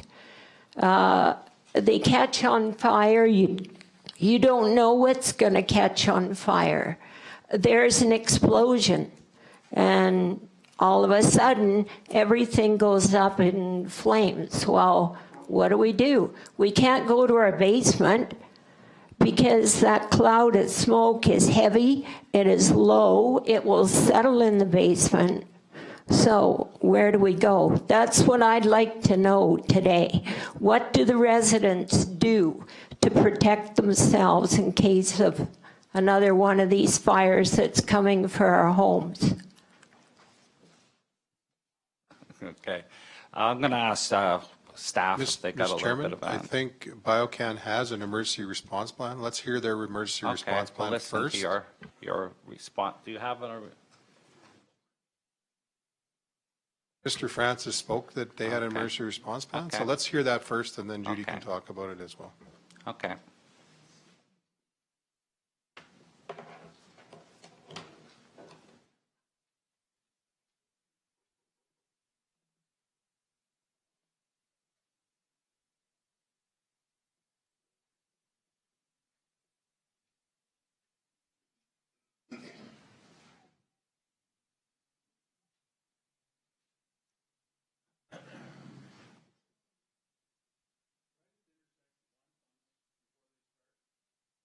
Not one of us here has had any communication about emergency response. They can write it, they can read it, they can tell about it, but if they don't tell us, it's no point telling us. door and tell us. Mm-hmm. They Okay. can spread this, it's on their webpage, I've read it. I've read it all, anybody can read it, but they don't act on it, they don't tell any of us what to do. And if a fire happens, some of us don't know about it. Okay.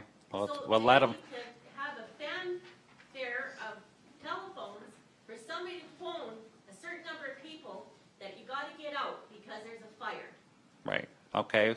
We're going to build on this response plan and see if we can't improve it for the future. So, is Mr. the Chairman, I purpose. guess I just ask that everybody consider, there was a fire last night. Yeah. We'll ask, Mark will go through it, and Mr. Gurnett will go through it and identify what the situation was last night to make sure that they followed their plan. This is their plan. Okay? Right? Oh, go ahead, Mark. Great, thank you. So, obviously an unfortunate incident last night. We're still investigating the cause as well as evaluating how everything went during the response of things. But briefly in our emergency response plan, as people have suggested, so if we do have a hot spot somewhere and we're on site, we smother that hot spot where there's the off-spec sulfur, and that area is controlled at that point. A larger fire, we'd vacate the premises and contact the fire department if it were to be So, Mr. more Gurnett, difficult to control. can you tell everybody here, was last night, was that considered a small fire, a medium fire, or a large fire?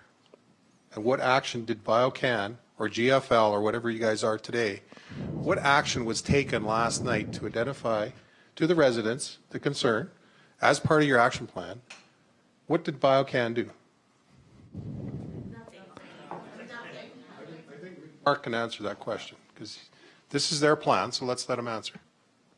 Certainly. So essentially, when the call came into our 24-hour answering service, contacts were made with our people in Strathmore as well as our people in Calgary. Immediately, people were dispatched to the facility. We were aware that the fire department was actually en route and immediately on site. The fire department, number one, was to put out the fire, and what we were told was one of the fire equipment left the scene right away because the fire was quite minimal. So the fire was out almost immediately on site, and we spoke further with the fire department on site if there was anything else that we could do with regards to residents and so on. So since then, what we've done is we've contacted further security companies. By later today, we'll have another video monitoring service that actually picks up infrared and heat. That will be set on site at that point, and that way if there is any indication of a hot spot, that will be identified immediately. What happened last night from our initial investigation was this was quite a large area, and this material burns very slowly. So that's what we're investigating, taking samples of, and looking to, like anyone, better their processes from things that we learn. But in the meantime, security on site after hours, as well as a camera that picks up heat spots, which will identify any type of problem immediately and prevent that in the future. Okay, so what you're telling me is your reaction last night was just to have the fire department put out the fire. The fire department was there prior to our employees arriving on site. Otherwise, our employees would have put the fire out, and they arrived shortly thereafter the fire department arrived. So your firefighting capabilities are? What are your firefighting capabilities? I'm not sure if that's more of a technical question with regards to firefighting. If there's a hot spot and so on, and from the pictures I've seen from last night, I would be confident that our equipment would be able to extinguish that smoldering. So you would just bury it? Is that what I'm hearing, or We would basically smother it with compost, and then we also have a pressure truck on site as an alternative option. Okay. Question through the chair. Your comment there, the last paragraph or the last statement, in the case of a fire, no matter the size, remain upwind. So I'm assuming that your fire response with the, you're talking because of the smoke coming out of that and the dangers of inhaling the smoke. Did you go around and notify any of the neighbors to move upwind of where the smoke was coming from? By the time we arrived on scene, there was no longer smoke coming off of that pile. Just okay. Okay. Good. I'm just asking the question that when you got on site, your employees did not go and talk to any of the residents and ask them to move upwind from that plume, whatever you want to call it, smoke. Okay. So, yeah. Can we put the plan back up there? I don't know why you took it off the screen. I think we need to understand that the plan was followed. There's no point of having a plan, Mr. Chairman, if it's not going to be followed. Mm-hmm.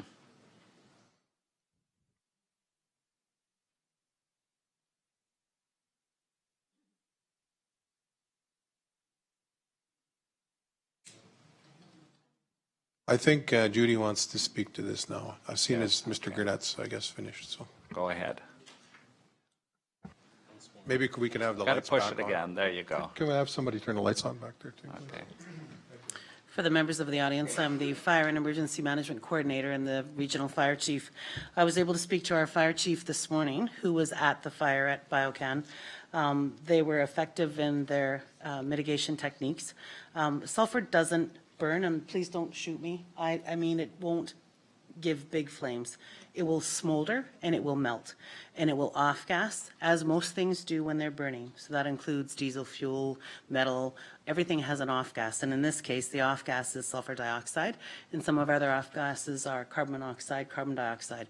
So our fire crew was prepared to deal with the fire. They had SCBA on and they managed it. It was a 10-foot fire. And by fire, I don't mean fire. It was smoldering and melting. The concern I have with your ERP is that there is no evacuation plan, there's no fan out list. So although it says to mitigate it by putting it out, it does speak to the smoke in the air.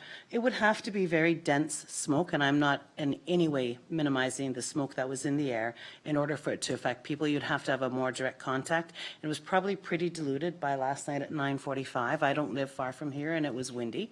So the risk for the individuals was probably minimal, but as a resident, not knowing that and having read this, I would be very upset.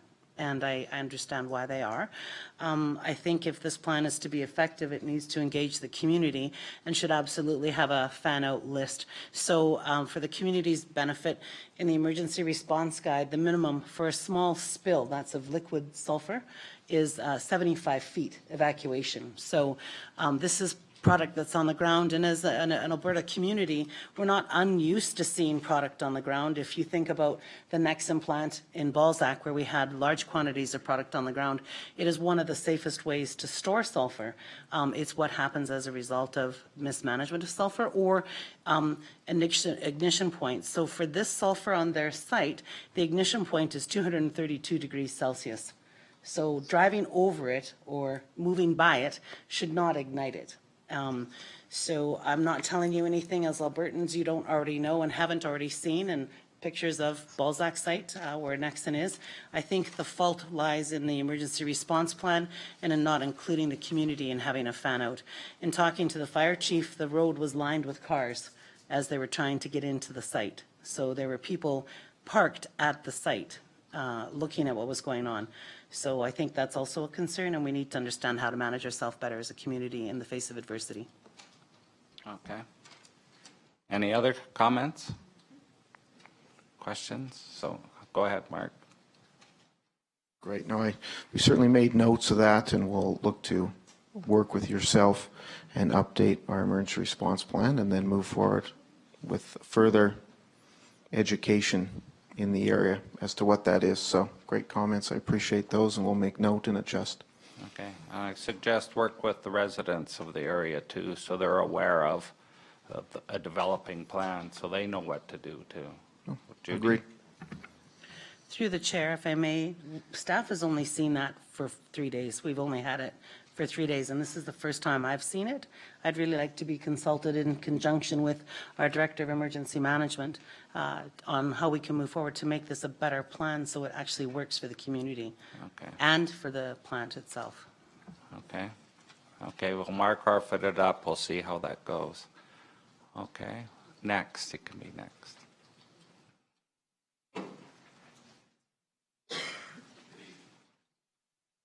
Chairman, could I just want to say one thing? Sorry. Okay. I just have to say one thing in regards to this. We have a number, in Wheatland County, we have a number of industrial sites, okay? And Judy, would you say we got probably an ERP for every one of those sites? This site is being considered a compost site, not dangerous. So we've never asked for an ERP for this. So I asked council to consider that, and I guess our staff are going to talk to environment on this. Is this a compost site or is this an industrial site?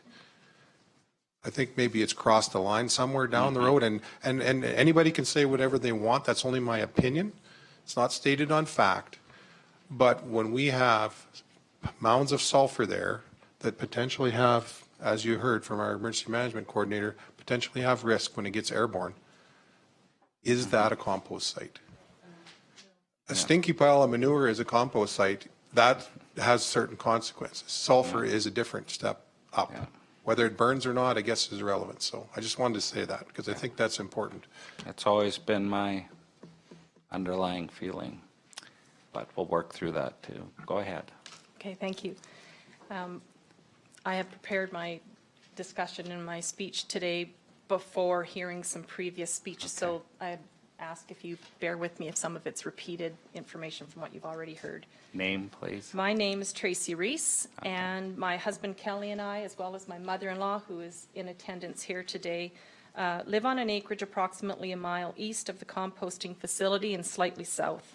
We've lived here for almost 13 years, and we also lease land directly west and directly south of the facility where our cows and calves are currently grazing for summer. In preparation for my attendance today, I was planning on asking the question, what if? What if there was a fire at the facility caused by a grass fire or lightning strike, for instance? Well, lo and behold, as we have heard and we've seen last night, the fire actually happened. There was a bluish low-hanging smoke heading northeast from the facility over Kelvin's Ranch and towards Nightingale. I have pictures of that I'd like to share with you, and other pictures, but not until the end of my topic for continuity purposes.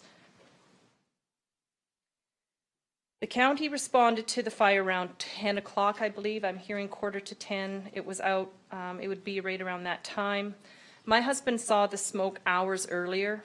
I'm not sure why it took so long for the rural county to be called. Have concern about that. The fire last night has raised several questions. And again, we've been talking about that just recently. What is the procedure for notifying residents? Who is responsible for notifying residents? I don't have phone numbers for all of my neighbors, not even for some of my closest neighbors. I received a phone call from a thoughtful neighbor last night and was told to stay indoors, close the windows, turn off the furnace, and be prepared for evacuation. How can I warn any other neighbors if I'm not able to leave and I don't know their phone numbers? I truly felt helpless, not to mention very concerned about my family's well-being. Where do residents go in the event of evacuation? Will there be an investigation into what caused the fire and where the fire originated? Will residents be provided with a summary of the investigation? I want to know what was in that blue haze that was floating over our community, over our livestock, over our crops and our pastures, and floating over open water. Questions for council. I was unable to attend the May 2nd meeting, but I did watch the recording online. The community had expressed significant concern that day, and I want to understand what's been done since then. It was mentioned that Alberta Environment and Alberta Health are the parties to be involved. James Jorgensen from Alberta Environment spoke at the May 2nd meeting. Is there more information that he can share with us today? Is Alberta Health here today? Do they have any information to share with us since the May 2nd meeting? Given the seriousness of this situation, can I also ask Council for consideration in holding meetings like this outside of regular business hours, so that others in our community can attend and be informed on what is going on in their own backyard? It is very difficult for people to attend these meetings during business hours. An evening meeting or a weekend meeting would be most appreciated. We would see far more turnout than are already here today. Questions for Biocon. As a community, or as you know, the community is very concerned with your facility. The smell, the garbage, the excessive truck traffic, flies, seagulls, environmental concerns, etc., etc., etc. The biggest question I have is, are we safe? I have a huge concern about the amount of sulfur on site. I also have a concern about the smell, not just because of how unpleasant it is, but I want to know what bioaerosols are present and spreading to us through the air. A large amount of high sulfur content product, and we're hearing that it's 75% content is their final product, has been moved to a location off of the Rockyford Road. I have pictures that I would like to show of that pile at the end of this, my discussion here. I understand that it's been sold to Field Quest. I wonder what volume was sold and what's currently sitting there. Some of the product has moved, but there is a significant amount still present. What is that product laying on? I have good reason to believe that it's partially sitting on 2 inches of lime, but it's not enough lime to cover the full amount that was moved to that facility. So meaning some of that product is lying on bare ground. What is the long-term effect of that? What happens when the water mixes with this high sulfur product through rain or irrigation systems? Our customers like Field Quest, who buy the product, educated on the proper way of handling and storing the product. It is not covered or anything. Finally, for Biocon, we've heard a lot about flies and seagulls, but I also want to note that those flies and seagulls are carriers. They spread germs and disease. Are we safe from the germs that they're spreading? Is there concern with salmonella or E. coli or something to that nature? How do we get answers to these safety questions? This is a serious matter and it needs serious attention. We are in harm's way. It was evident last night, and we need answers. I'd like to show my pictures, if I may, at this point. Can I just plug in?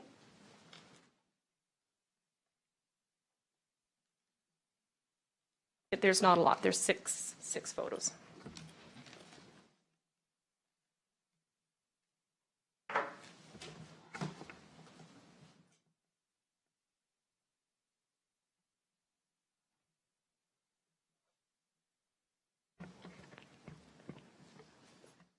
While she's getting that ready, I kind of agree with maybe having an evening meeting to get more people, if that's what they want.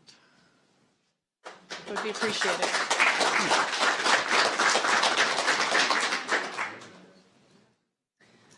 So for those, these pictures are from a mobile device, so in enlarging them for the benefit of this presentation, they're a little fuzzy. So, but that, for those that weren't in the immediate area of last night's fire, that here are 3 pictures of what neighbors were faced with.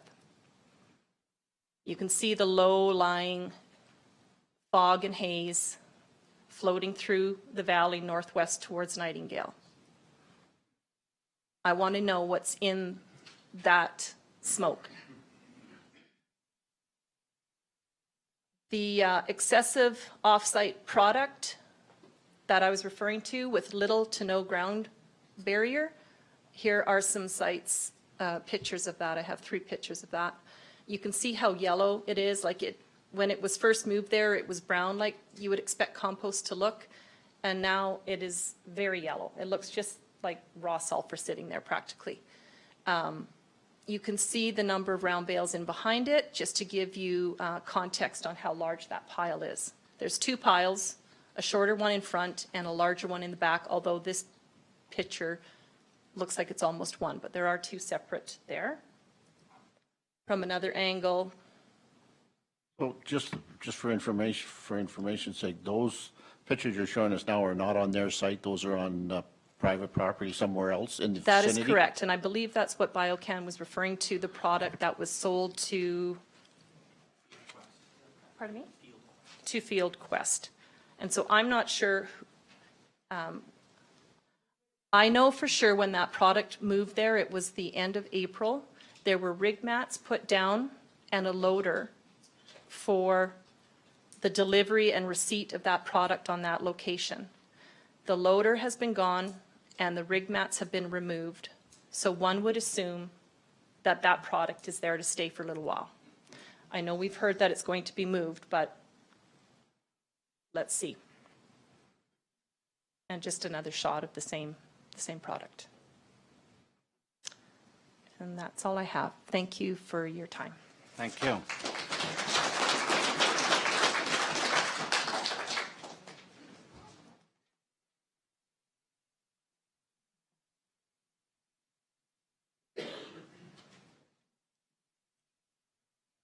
Oh, I was going to safely remove. Yeah. That one.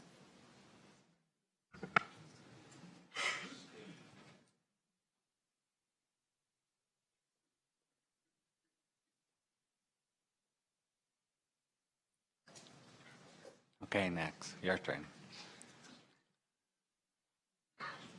Before the next speaker, a question to our CAO. Is there nothing in the municipality in our land use where, for the storage of that volume of material without a permit? Okay, Gary? Mr. Chairman, our new land use bylaw does speak to a use referred to as stockpile. So it is something new in the new land use bylaw.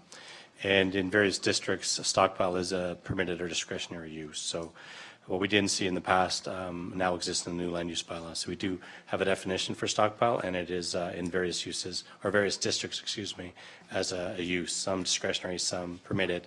In the case of agricultural general district, I believe it's sitting in the discretionary category as a discretionary use. Discretionary, which means needs council approval. What means it goes to MPC for approval. MPC, okay. Okay. Yeah. Hi, I'm Frankie Post, and we just bought an acreage about 2.5 years ago, about 2 kilometers northeast of Biocon's plant.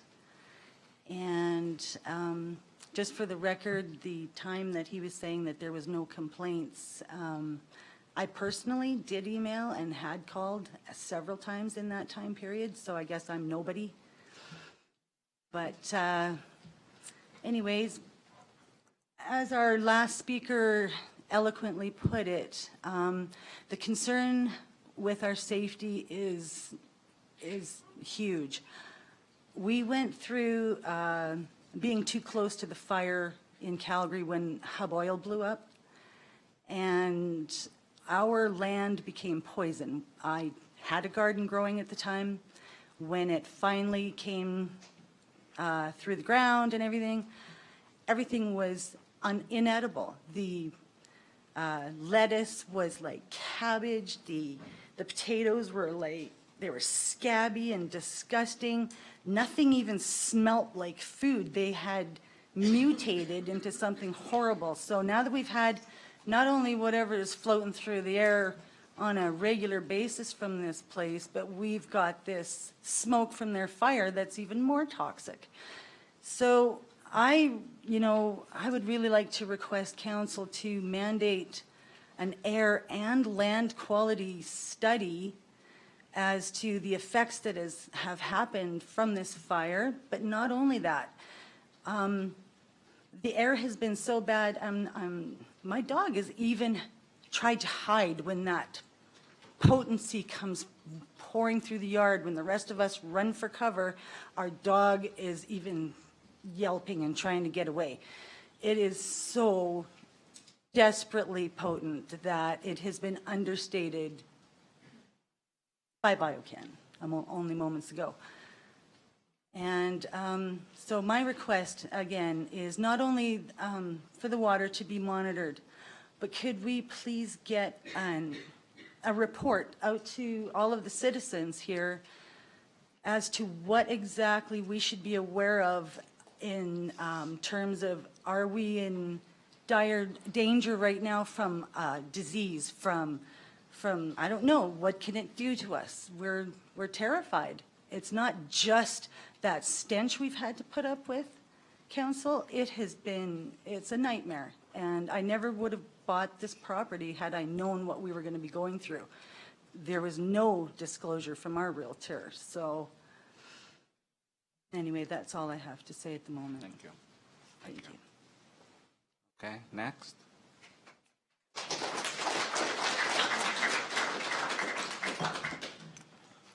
Good afternoon. My name's Scott Clausen. I probably live furthest away, but I'm at the north end of Division 5.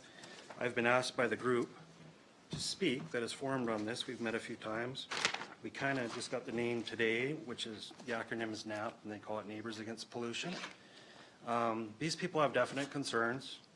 There is, again, the smell, garbage, hours of operation, road damage and maintenance, sulfur and H2S. It's all on the web, what H2S elemental sulfur is, how it reacts to organics, produces H2S gas. Even we were talking about foraging cattle eating elemental sulfur. There's some stuff in there it's not to be ingested. So what does it do to animals?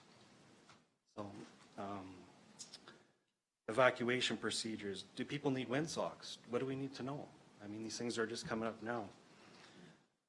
Property values are declining. And you guys just went through a land use bylaw, and I looked through it front to back.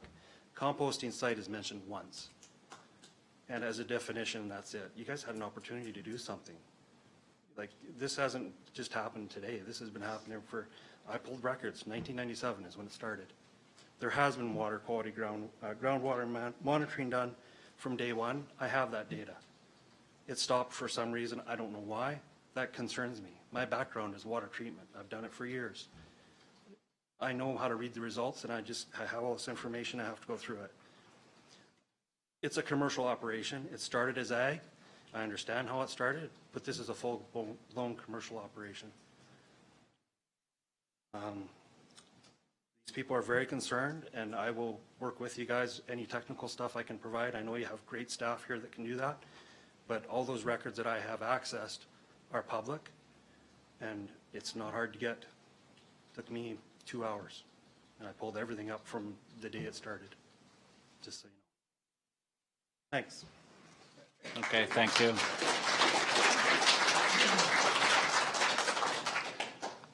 I know we redid our land use bylaw, so everyone understands. This site was approved 20 years ago, whenever it was, and it was approved as a compost site. You can't change the zoning on it after the fact. You can't add conditions on after the fact. What going through some of our minds is it's not probably, I'll say it's not a compost site anymore. They are hauling in other stuff and mixing it, so it's becoming more of a processing plant or a distribution type thing. So if that's the case, or if Alberta agrees, there is an opportunity then to issue a permit for it and put conditions on it. But if it's just a compost site, we're kind of limited. We're relying on their goodwill as a company to come forward and do better. But if the site has changed in any way, and then we can maybe put something on it. So it's a fine line there. So just so you're aware, it's not that easy. Okay, go ahead, Eileen. My name is Eileen Walker. To members of Wetland County Council and Chief Administrative Officer, as a Wetland County ratepayer, I would like to address Council in relation to Wetland County Bylaw 2016-51. It's the nuisance and unsightly property bylaw as it pertains to the compost facility located at southwest of 72524. I would like to specifically reference the definition of unsightly as any property or part thereof that clearly shows signs of neglect or which otherwise shows a significant lack of general maintenance, cleanup, or upkeep. Additionally, Section 3.1 states, if there is more than one owner or occupant of the property, all owners and occupants of property are jointly and severally responsible to ensure the property complies with this bylaw. I would like to point out that at this time we suggest that neither the owner or the occupant of Southwest 72524 are complying with the following sections of Bylaw 2016-51. Section 3.2 states, the owner or occupant of the property shall not cause, allow, or permit that property or the use of that property to constitute a nuisance. Examples of noncompliance to this section include, but are not limited to, debris from said property endangers the well-being of residents and their children, pets, livestock, waterfowl, birds, and wildlife. Unidentifiable source materials are being caught in the wind and are being carried county-wide. Offensive stench from facility inhibits residents and their children's ability to be outdoors on their own property or work in the area. It is impossible for some neighboring residents to indulge in a barbecue on their property because of this stench. Debris, stench, road traffic, and potential health hazards from this facility are negatively impacting real estate values in our area. Section 3.3 states, the owner or occupant of the property shall not cause, allow, or permit that property to be in an unsafe condition. This poses undue or unreasonable hazard or risk to safety, health, or welfare. Examples of noncompliance to this section include, but are not limited to, our children cannot play outside because of this stench. Adults are unable, unless donning a mask, to do yard work, hang laundry, exercise. Our children cannot play outside because of the massive number of flies in the air. Outdoor activity is significantly restricted for all people due to the number of flies. In conjunction with the stench from this facility, we are concerned with the airborne particles that are being inhaled and absorbed by Wetland County residents and their children, pets, livestock, waterfowl, birds, and wildlife. Our children are at risk on our roads due to the speed of commercial vehicles accessing this facility. The stench from the facility infiltrates homes and vehicles. Many homes have this stench emanating from their basements, and it takes days to dissipate. Section 3.4 states, the owner or occupant of the property shall not cause, allow, or permit that property to be an unsightly property. Examples of noncompliance to this section include, but are not limited to, debris from said property invades adjacent residences, wetlands, pastures, and general properties. Excessive flies and fly excrement covers residents' private property. Section 3.5 states, the owner or occupant of the property shall not cause, allow, or permit that property to remain a nuisance or unsightly property or to remain in an unsafe condition. Nuisance, unsafe, and unsightly operations significantly impact the residents of Wheatland County. To date, over 1 month has lapsed since this complaint was raised by ratepayers at Wheatland County Council meeting May 2nd. We propose without prejudice and in no order of priority the following remedial expectations in addition to Section 4.7 issue of a remedial order. 1, accredited remedial company be hired to safely clean up properties affected by the operations of this facility. 2, to mitigate with displacement of debris, a high mesh fence be erected around the facility to contain debris. The height of this fence would be constructed at the recommendation of the accredited remedial company. 3, cease movement of any unprocessed materials until found in compliance with a provincial regulatory environmental body. 4, cease movement of any unprocessed materials until found in compliance with operating license issued by Wheatland County. 5, cease issuance of any additional licenses under this facility within Wheatland County until occupant/landowners are compliant.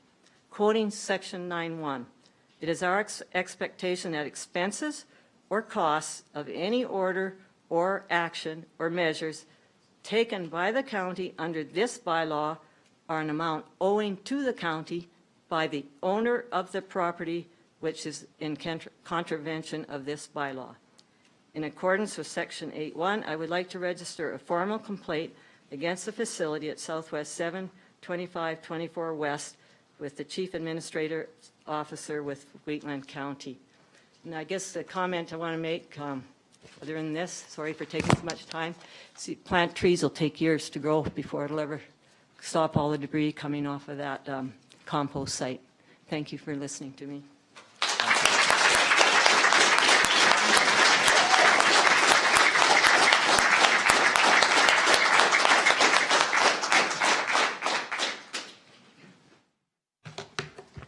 Hello, my name is Danielle Harwood. Where do I start? So I have just a couple questions for you guys and actually the Biocon people. You had said during your talk, sir, 1.5 trucks inbound per hour. How many outbound? Okay. Is there a date? The same? Oh, okay. Okay, sounds good. So 1.5 outbound as well. Just checking. The second question I had is this other sulfur pile that this lady had just shown pictures of. You guys didn't know about it?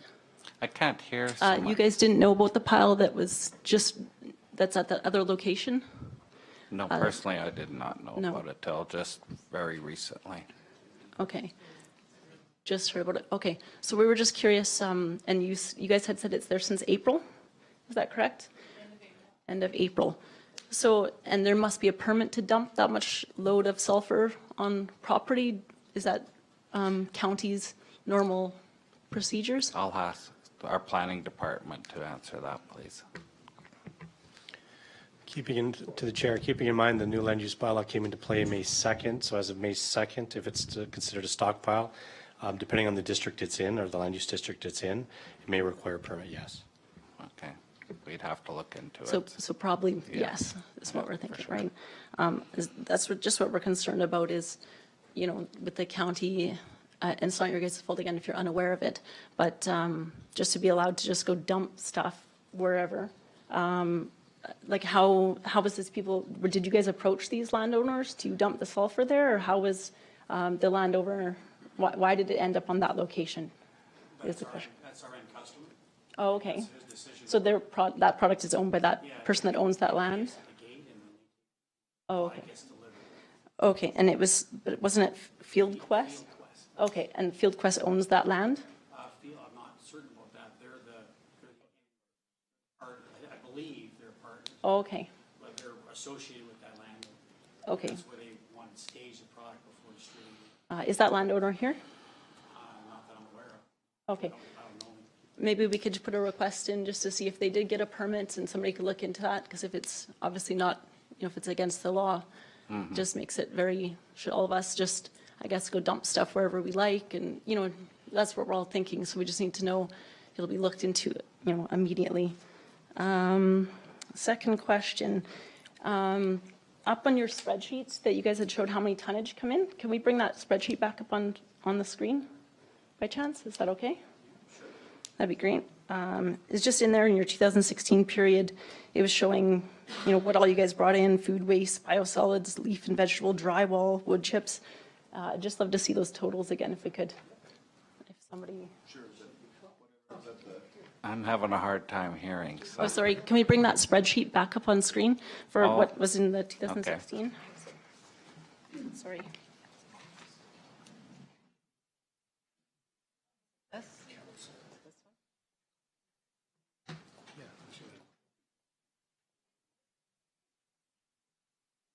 Well, we're bringing, okay, here it's up. Perfect, thank you.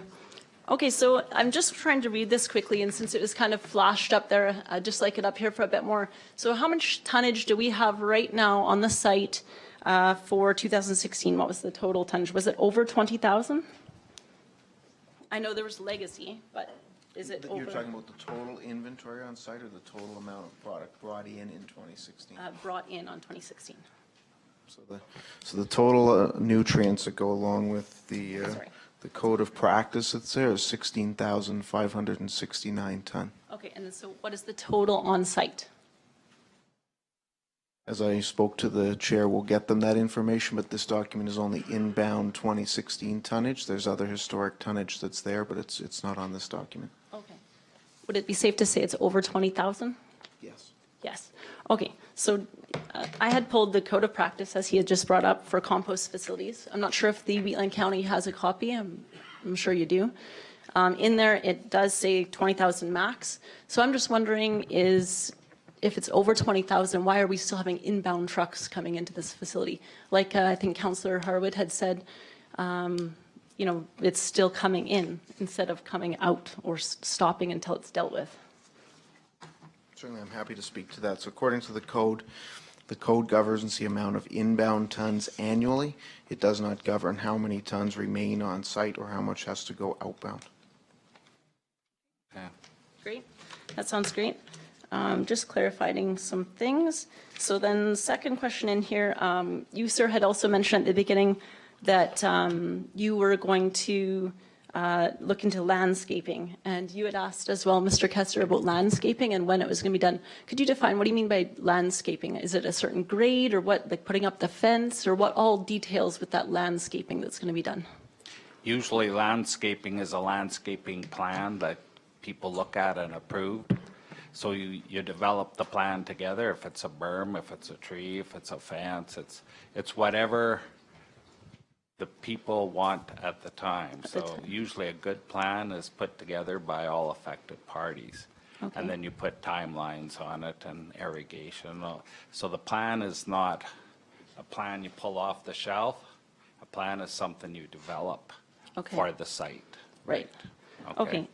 So there's rules for certain landscaping in this compost, and I'm just curious if I was hoping Alberta Environment had done this, but just up to grade, like they had said, with the operating requirements in this document. It talked about many things about the landscaping, the grade, the clay underneath, the temperature of the piles, everything like that. Do you guys have reporting all the time? Could you? Okay, and will we be able to see that as well, or part of the county, I guess, or somebody? Okay, sounds good. So then also in this, it says about monitoring. You guys had said groundwatering monitoring if by the director. I did see, the such guidelines are in here to follow. So is there another way we could put in the report to make sure that's done immediately so the rest of us can kind of sleep at ease knowing that, it's not leaching into the water? How soon will this be done? Yeah, that's in with Alberta Environment now. We're waiting for a reply. Ideally, we'd like to get done in spring, but because there's two parties, hydrogeologist is reviewing it. Okay. As soon as we get that back, it'll be spring or fall. Spring or fall of spring. It could be spring of. Okay, so spring's past of 2017, basically. So we're looking at fall. So also, I'm just. Of this class 1 facility, the next question actually I had was for the councillors. You had just said, sorry, Mr. Kester, before it had been 20 years that this site was approved. You guys can't really change it now because it was already approved to be a compost facility. So this question actually goes to both of you. It has recently become a class 1 facility, I guess. And that's why I wanted this spreadsheet up on file. In the class 1, I don't think it was ever approved to be a class 1 facility. It's always been a class 1. Oh, I thought it was class 2. Class 1 compost. Sorry. Oh, okay, so it was registered as a class 1 compost since always 2000 or 1997? Since 19. Oh, okay. Yeah, that the information I have is that I didn't have is correct through Environment Canada, so that doesn't sound correct. But the last meeting, you guys had said it was a class 2 facility, remember? And then I asked you. Yes, you did, and said it was recently moved to a class 1. That wasn't what happened? Oh, okay. So anyway, I'm just kind of curious. There is only 13 class 1 facilities in Alberta that I understand. And then to reiterate what's everybody had said about this ERPs. So I work in the oil and gas. I'm a health and safety advisor for them. Every time there is a near miss, which I'm not sure if everybody knows what a near miss is, something that doesn't, incident that happens that does not cause harm or things like that. Sorry, I'm nervous, so I'm talking fast. There must be an investigation take place. Every near miss, every incident, every accident, every event, they call it. With these fires and these ERP, will there be an investigation done on the fire last night? Currently done. Okay, and who's doing that investigation? Oh, okay, the safety department. So in that safety department, the ERP is reviewed, like you guys had brought up as well, and it says to I noticed at the bottom where you guys hadn't scrolled down enough, it said contact your supervisor if this happens. So if this fire would have lit off at night and nobody's seen it or had the smoke, how in your ERP would that have been dealt with? If the fire happened at night when it's dark, last night. Well, how would it, yeah, well, in your ERP, if a fire lights at night, who's watching that other than the neighbors?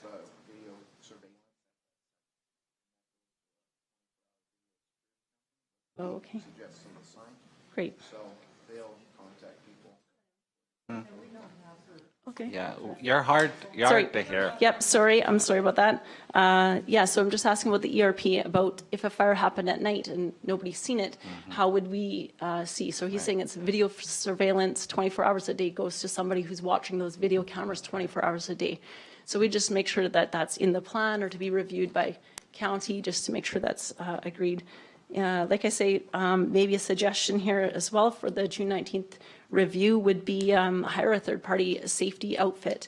Are you guys core certified in certificate of recognition, which is a safety program that is with the government of Alberta? Yes. You are core certified? Excellent. Okay. And what name is that under? Biocon? GFL. Okay. Sounds great. Just so I could follow up with since the program. Yeah, that'd be great. That would be great. So the last question, sorry, I'm running a little late. Sulfur and the SDS on that. Like we all just had said, if the sulfur piles, the wind blows, something like that, in these safety data sheets with sulfur, it does say fatal if inhaled on some of them, things like that. So, as a neighbor, I live 1.5 miles basically from this facility. I'm nervous. and in this, it says, like they're saying, oh, we're going to put up a fence. It is spilling right now onto Mrs. Mercer's property. They legally have to have a fence. It's not, oh, I'm putting up a fence because suddenly everybody complained. It should have been in there from the beginning with the Alberta guidelines. So, somebody's dropped the ball. This isn't just doing us a favor as putting up this fence. They're not following any of these regulations in this code that I have found. So I'd like to pass it around or give it to council. And I just don't know if you guys can make them do this, or is there somebody else we can phone? Just where to go from going on that. Sorry, I had one more question and I can't seem to find it. Can somebody answer her last question, please? Maybe through staff would probably be the best. The regulation I believe she was referring to is a provincial statute, so the province of Alberta is responsible for administering that through Alberta Environment. So since Alberta Environment doesn't seem to be following or ensuring that this has happened, I'm just curious as a whole then, where do we go from here? Who else can we phone? Or what can we do? I guess is where the other question, again, Alberta, it always seems to go back to them, but as they were here last time, they were trying to say it's your guys' deal. And, it just kind of goes around and around. So I don't know, as a whole, can we find somebody, this says Alberta government on the top, if you guys are Alberta government, where else do we go? They're not clearly following all the rules in here. What do we do? That's just kind of a question left standing. So again, I could leave this for you guys. Just thank you.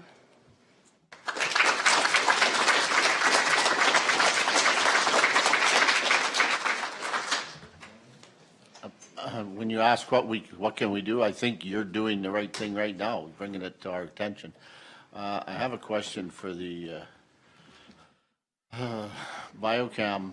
When you say you're on her question about a fire at night, and you're on 24-hour surveillance, were you on was that in effect before today, the 24-hour surveillance? And who reported the fire last night? That video surveillance has been in effect for quite some time. That's part of our investigation, and that's why we're adding additional resources. Who reported the fire last night? I got a call from one of our supervisors, which came in on our 24-hour answering service. So your video did pick it up? The video may have picked it up. I'm not sure what the video security solution people did, and that's why we're following up, right? So. Okay. Okay. Go ahead, next. We were notified by the neighbors who phoned us and said, close your windows, there's a lot of smoke coming our way. Otherwise, we would not have known because we have some trees and it's not visible from our place. The worst thing that has ever happened was the morning after we had the meeting of May the 2nd. Now, there was a lot of discussion about flies and about seagulls and problems from this area. The next morning at 1 a.m., May the 3rd, the window to the bedroom was open about half an inch. I woke up ready to throw up. The room was full of a strong odor, and I would say if you gauged it, it was a 10 to 10. It was like it was black. It made you sick. It was not compost. It was a chemical of some kind. And it was so strong that all you could do was close the window, turn on the fans, the exhaust fans, and get out of the room. What was it? Now, the neighbors across the road who were not able to be here also got that same smell. Was it something that was put onto the food? I'll say food, the part of the production area that the seagulls frequented? Was an attempt to poison the seagulls? and they are a protected bird, unfortunately. But whatever it was, we live at the northwest of 82524, which is slightly under a mile from that area. And it was that strong. What was it? We have lived there for 40 years. For 20 years, we have been putting up with this compost. We live there 24 hours a day. We're retired, we're old. We would really like to sell and move. How are you going to sell property when you've got a next-door neighbor like a compost pit? There are quite a few of us that are getting on in age, which will probably be facing the same things. All I can say is it is unbearable a lot of the times. Some of the times it seems to be improved.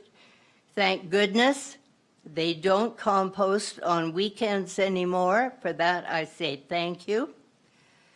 But working at night and the smells that come from there, and that one on May the 3rd was undefined, I don't know the word. You couldn't define what it was, but it was not compost. We can't really continue to put up with this. There's an H2S concern. And you hear little comments like, well, there's H2S, and they cleared the area. But did they tell anybody around? No. We just hear rumors. So with that, our concerns continue, and I wish this thing was done with and gone. The trees that were promised 20 years ago would have grown big, but they're still promises. The water, we don't know what's going with the water because nobody has continued on with checking it. What about the groundwater? What about our well water? There's lots of questions, and they should have been looked after before, but now they definitely should be. It's getting unbearable. Thank you. Thank you.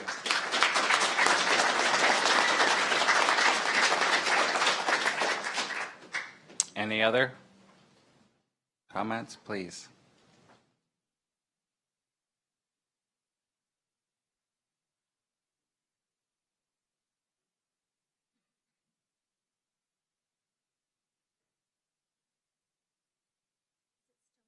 Still on. Okay. The red light's on.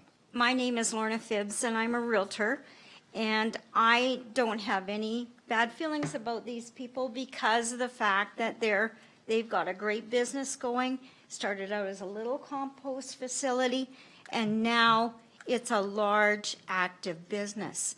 So they don't need to be there. They have outgrown it. They need to be where our tank farm is, our agrium. They need to be in the high-intensity commercial zone of Wetland. Thank you.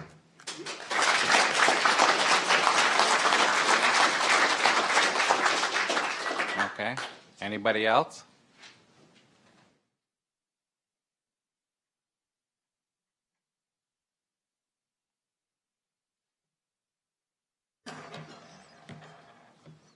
I'm Taylor Rappel.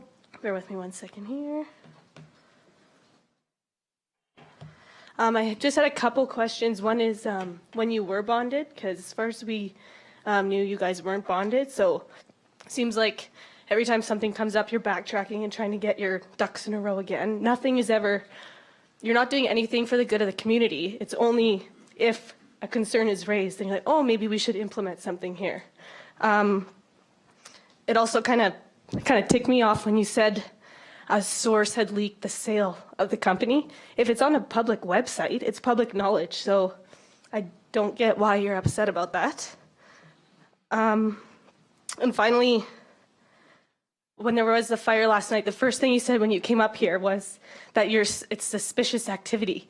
You weren't concerned about the residents, what further could have happened from that fire. Your first instinct is, we better get this investigated as to suspicious people maybe coming in and starting it. Like, it just, your priorities are so way out of whack on this. And then the aerators that you were forced to put in by Alberta Health, they did say that they'd forced you to put that in. He said that when he was here last time. So again, just having some more transparency with us, because in my opinion, you're just digging yourself a hole more and more, and I'm just losing any faith in you guys absolutely whatsoever. Thank you. Thank you.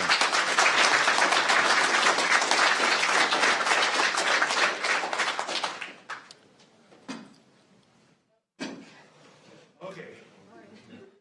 How much time do we have? Go ahead. Somebody bringing pizza? I don't know if I can stand here very long. I like all the comments I heard today. I agree with a lot of things. I was at the Travel Lodge meeting. One of the things I brought up was, why don't you show us a graph of all your air? Why don't you show us what you're doing? Why don't you bring it forward? Why don't you show us what your air is today and what it was after you'd made these improvements? They bring nothing to the table to show they're clean. They bring stuff to the table that shows they're bad, because we can all see that. Just like the people have said, they have no feeling. Did they phone Johnny Calpin to see how his cows were? They breathed it for 3 or 4 hours last night. Can't see it today. Well, I don't know if I want to eat those cows.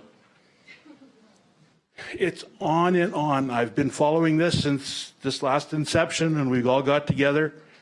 Every time I turn around, I find bigger mistakes, bigger problems, and things that are hidden, things that aren't out in the front. If they weren't hiding anything there, why are they having such a problem? If they were up front, they could invite me over and take me in there and say, this is a positive thing. They can't. They can't show me a pile of garbage. And they can call it whatever they want. It's old garbage, it's new garbage, whatever they're bringing in. Why don't they start taking the bags off it right away so it doesn't look like an unsightly mess? They got this machine. We get nothing. They bring nothing that's good. And they keep hauling the bad stuff in. Why can't we stop this today? Stop bringing it in. We have the right to shut it down. You say we can't change that composting law? They've changed it, so the county can change it. They can stop it today. We want a stop work order. We want to see changes, and then we'll allow them to carry on composting. We invite them to compost, but they got to get rid of the sulfur and the drywall, and they got to do it now. I don't want to take up any more of your time. Thank you. Thank you.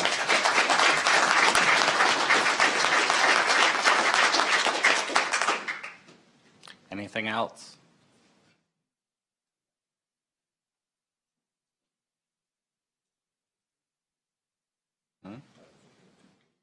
Yeah, for sure. Nobody else wants to give us? Okay. Just one more quick question. My name's Danielle Harwood again. Just wondering what the bond, when was it put up and who paid for it? Well, Biocon would have paid for it at the time. Biocon? Yeah, and now since we've transferred it over action, GFL had to replace that bond, so they put up a bond in their name. Okay, on June 1st? Yeah, somewhere, I don't know the exact date, just prior to that. Just prior, okay. Now, the original date, when we put a bond in, I don't have it off the top of my head, but I'll get that for you. That'd be great. Could you, I think, Yep. I'm going to ask you to direct your questions. this Okay, way. sorry. I was asking when the bond was paid and paid by who? And then I was also asking, he was just wanting to know that I was core, like I wanted the copy of the core certificate, and that was for Alberta as well. I understand that company is not in Alberta, so I just would like a certificate of record. Sorry, I'm nervous. A core certificate for that specific facility, not a core certificate for that company at not that facility. If that would please be part of it, the record would be good. Okay, for sure. And then one more quick question. So with the ERP, back to that for a second, like that lady had said, this should maybe be moved from this location. There's neighbors, good friends of ours live directly across the road from it. What I'm concerned about is a fire starts, this stuff that, you know, like last night, that you're supposed to move upwind, like their ERP says, immediately. They don't even have room to put that, no matter how good that ERP is in place, it's so close to these neighbors that I don't think the ERP could even go properly. If the wind is, you know, blowing at even 15 miles an hour, it's going to hit that house before they can get upwind. So again, I kind of second the motion that this is not in the right location of Wheatland County to facilitate this compost facility. Okay, thanks. Thank you.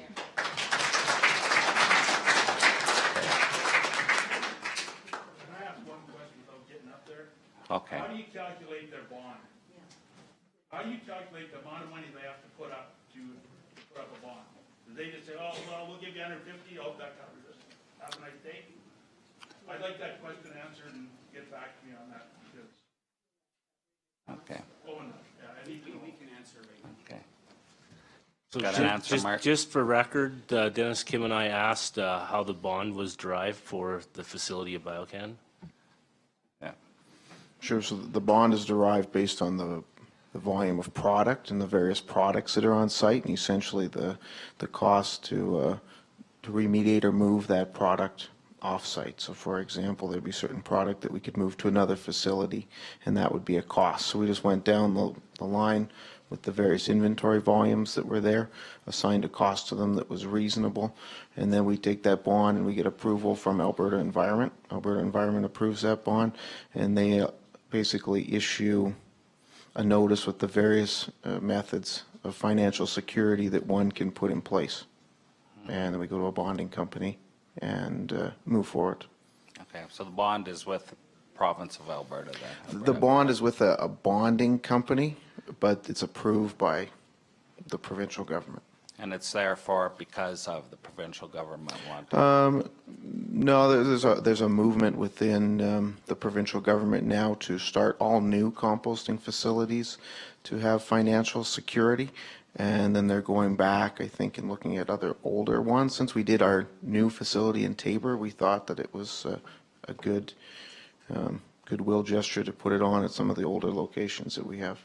Okay, thank you. Johnny, go ahead. Oh, it's got to push the button on the, no? John Calvin, we ranched directly north of them. When that compost site was originally put in, I believe it was possibly 7 acres. I would like to ask him what the acreage is on that site now. We're having surveyors come out. You wouldn't have an estimate? Because I believe it was under around 7 acres when it originally was put in at a slope with a supposedly clay bottom on it. We got no information. We had come to the county many times, try to find out what actually was there, but there was actually no record of it even going in. Now, a big portion of all of that material is sitting on pure sand. And we can dig water lines at our place and we get pure sand all the way down. There's no bedrock. So we do have a very big concern about the water quality besides all the other problems. I think the council here has a mandate for all of our ratepayers to get on and get something done, whatever it may be. Make them clean it up.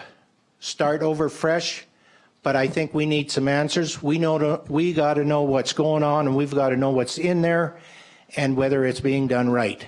And I don't know if environment is totally behind them or whether they're just happy to see somebody composting, but I think we have to ask questions. Otherwise, we're not going to get any answers. Thank you. Thank you.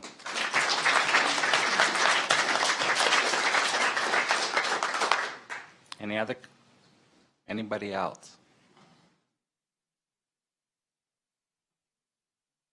Not seeing anybody? Okay, I'd like to thank everyone for coming in. It's not an easy thing to do, take time off of work and come in and make comments. I appreciate it. Rex? So going back to, my understanding was there was a possible stop work order issued in 2012 at that facility. I'd like to know why that was and if that's true. And so we're ending the meeting. I think everybody wants to know, okay, so what is our step? Well, what can we do and what are we doing? Are we just going to continue this till the next meeting because we have a few steps to take? Like what is going to happen, or what do we need to do as a council? Go ahead, Suzanne. In 2012, we got an inquiry from a councillor about the facility taking in different feedstock than what we had originally thought. So there wasn't a stop order issued, but there was a warning letter issued.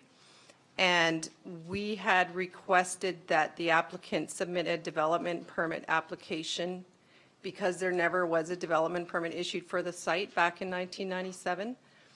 And so we went back and forth with the facility manager at the time, and we're requesting that a development permit application be submitted.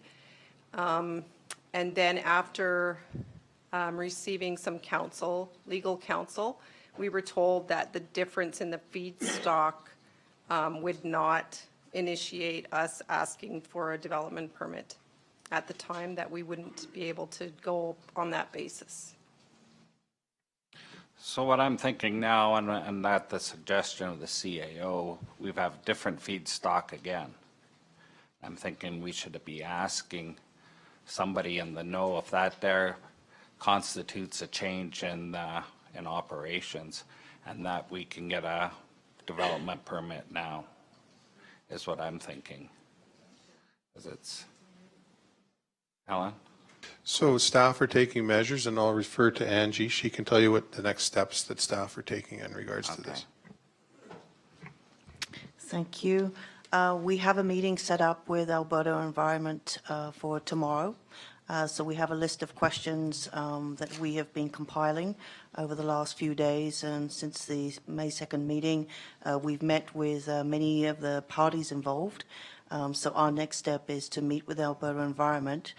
We will be discussing the issue that was just brought up about the change of intensity and how that license works, and what materials can be brought onto site and what can't be brought onto site.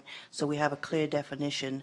That may mean undertaking an amendment to the land use bylaw. It may mean undertaking a rezoning of the site.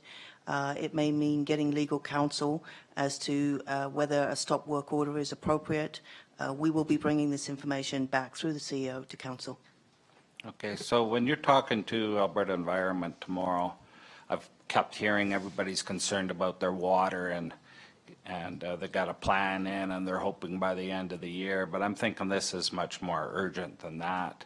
I'd like, even if they were to take a sample now and then work on the plan later, these people have to know that their water at site is what it is. And I would strongly suggest anybody with a well here to be taking water samples. I think you can, it's been a long time. I know you're supposed to do it every year, but it's been a long time. But I believe you can pick up a water sample thing at the thing there, and you drop it back off in Strathmore, and it's free of charge. But I'd highly recommend that to everyone to do that. So Alberta Health, Strathmore, you can get Yeah, at Alberta Health in Strathmore, you can get these sampling kits. Yes, Scott? Can I speak to that? So what you'll get from Alberta Public Health will be your basic.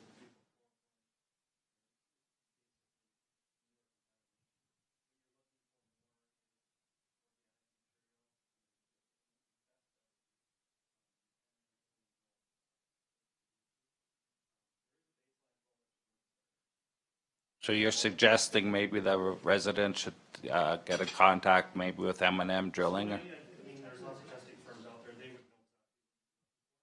know. Okay, well, maybe that would be more appropriate then. Yes? Okay, thanks for that. Two different water testing. we do, so one's bacteria and one's chemical? Is that correct? Yeah, so Yeah. what you get from Alberta Public Health basically. Right. Kind of thing that's going to give you.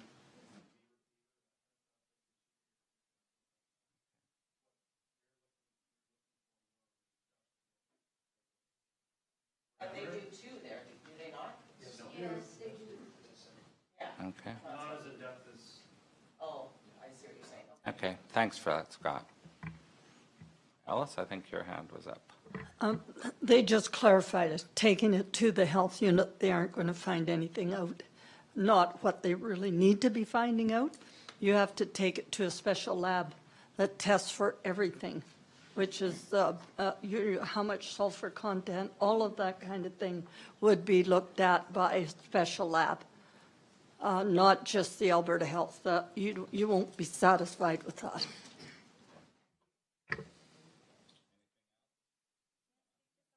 In regards to the stop work order, I would put it in that they clean up the old feedstock, the 10 ton or what, how many ton was it on top? You know, there still can, until that's removed, but no new stuff brought in, and then revisit the site. I'm sure if staff come to the point that they need a stop work order, but that's the main goal, is get this place cleaned up. The best way to do it is still yet to be determined. Okay. You had a question back there? Yeah. My name is Lindsay Huckstead. I was born and raised over near Nightingale for 18 years. The one question that I have, Council, if you could please pass along to Biocon, because I know I'm not supposed to address them. Being born and raised in Nightingale, I have come to know a lot of these neighbors. I care very deeply for my parents' neighbors. My concern is in discussion with the fire last night, when we asked Biocon previously this afternoon about the protocol, about what they as residents are supposed to do, we were never answered. So I would like to know, because Mr. and Mrs. Seifert, they're seniors, Mr. and Mrs. Calvin, they're right next door, the Mercers right next door. I would like to know, and I'm sure they would like to know, what do they do? Where do they go? How do they react? Will they get a phone call in the future? Do they have to rely on each other now going forward? Or will Biocon step up and make the action themselves? Okay, thanks for that. I'll let staff answer that. I know. Go ahead, Alan. Mr. Chairman, that's a question to Biocon. That's not something we can answer. That's not our site. Exactly. Biocon will do that out of the, I'll say, being a good corporate citizen. County can't force them unless we can prove it's a change of use on the site, and they have to come for development permit. So that's how our hands are tied. So then may I address Biocon and ask, will you help my parents' neighbors, the Seiferts, the Calvins, the Mercers, the Lates, the Rappels, the Armstrongs, will you provide information to them if such fire happens again, and guarantee that everyone will be notified, either directly by yourselves or with the phone tree, whatever, and knocking on doors even, because a lot of these people are farmers. They're out in fields. They are not home. I don't want to hear of somebody having lung issues because they're inhaling this gas that is coming off. And I saw the cloud last night. It sat like a low haze. I am sincerely worried about my family's neighbors and the community that I grew up in.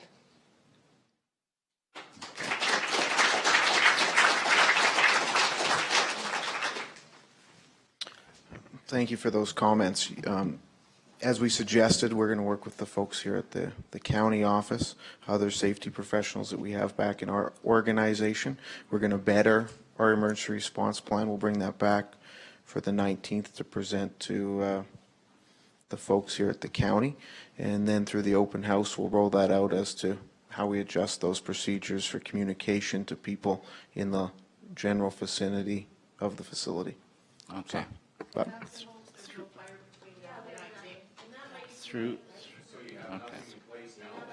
the chair, through the chair, So- just a question to Biocam so that we don't get all those questions from out of there. Can you stand there right now and tell these people that if something like this happens again tomorrow, you will be going around contacting the neighbors. That's what they want to know. Will you do something right now, knowing that this is coming into place within the next 10, 15, 20 days, but if something happens within the next 24, 48, 68 hours, will you go around and deal with the neighbors and ensure them that you will look after any issues because of it?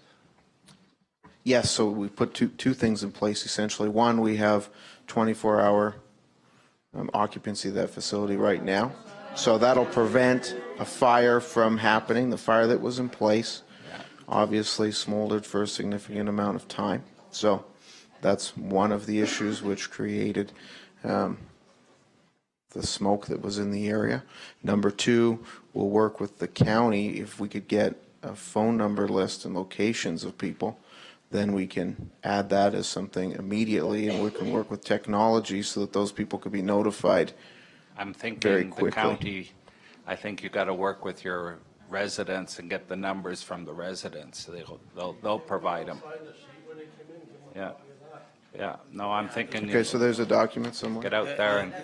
There's a sheet from a year ago, sir. Yeah. That we sign-in list had some phone numbers and emails. But just to add to Mark's comments, absolutely. I mean, if the incident last night we got there, it was handled by the fire department. If it had been not a small event like it was last night, we would have been absolutely going into action. That said, I think Mark's comments are echoed by myself as we're going to work to improve that process. And I know we have a document from last year that's in our database. We need to update that. People's cell phones change, different people move around. So there's some privacy concerns with that, of keeping that information. We got to get, ensure everyone's signed something that says we're okay to have their number, and here's the process. We'll call you, all that stuff we're going to do. I made a note of that an hour ago when it was first brought up. Okay. So we will commit to do that. Okay. That would maybe include site visits and make sure all their information's current. Is what you're Absolutely, yeah. saying. Okay. Sorry to interrupt you. Okay. Ellen, please. So, Mr. Chairman, we've already stated that we would endeavor to review the ERP, but I would ask that Biocon have that information by the end of the week of their neighbors, meet with their neighbors. Okay. That's not an unreasonable thing to ask. That gives them 3 days. And I want to see that radius, probably a 5-mile radius, to you guys to meet with them, get their contact information, and tell them what you're doing. Done that in other municipalities and it works well. We will sit down with them on the ERP and work through that, Judy and myself, as far as it fits into our emergency response plan. And I reiterate again, we should not need that for a recycling facility, whatever they call that. Industrial sites is the only time we get into ERPs, so consider that. Okay.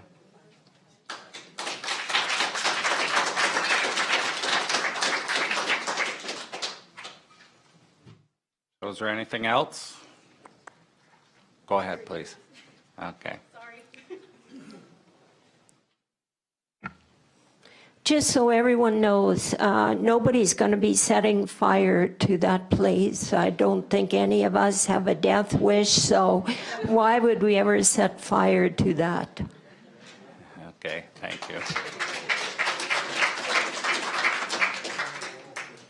Okay, we just got one motion left then. Accepted as information, please. Oh, I didn't see you. You were hiding behind the mic. I'm too little, I know. Yeah. There is one decision council can make today, and that's about, are you going to enforce your nuisance and unsightly property bylaw, which is your responsibility. And yeah, you could, I don't know if you can do it right here in front of the people, but you could say, look, the owner and the tenant are responsible for cleaning it up. You guys can take the action. You can hire a remedial company to look after this. Okay. Now, are you going to keep postponing this as well, or are you going to do something about it? Thank you. Okay. Okay. Alan? Mr. Chairman, I can address that. Angie has the information. Actually, I have the information over here. That copy will be given to Angie. She's responsible for the protective services. They will go out first thing in the morning and follow through on these suggestions. Now, as council knows, there's legal processes we have to follow. So that will be properly followed not to expose the county to any other liability or risk. So that will be undertaken tomorrow morning. Like, Eileen, where'd you get to? Okay. It sounds like you've read the whole bylaw, so you know there is a process. You put in a complaint today, staff will be acting on it first thing in the morning according to that process. That bylaw took a lot of effort with our legal and stuff so we can do it right. We don't want people sneaking out the back door. So you heard that the thing is in process right now as you speak, okay? Okay, but as long as you do something, please, and in a hurry for most of the people. That's right. Okay, thank you. Okay. Motion accept. I'm sorry, I'll let you go Okay. here in a minute, but I think that, and the people that own the property didn't bring this up, but, you know, when you drive in the yard and you see sulfur dust on the horses, their horses, and on the road, there's something wrong. And I truly think these people have outgrown their business. It isn't a small compost business anymore. They need to be in a new area. Thank you. Okay, thank you.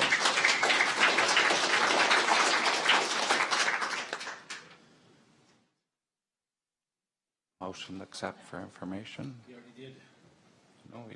No, Ben did? Any questions? All in favor?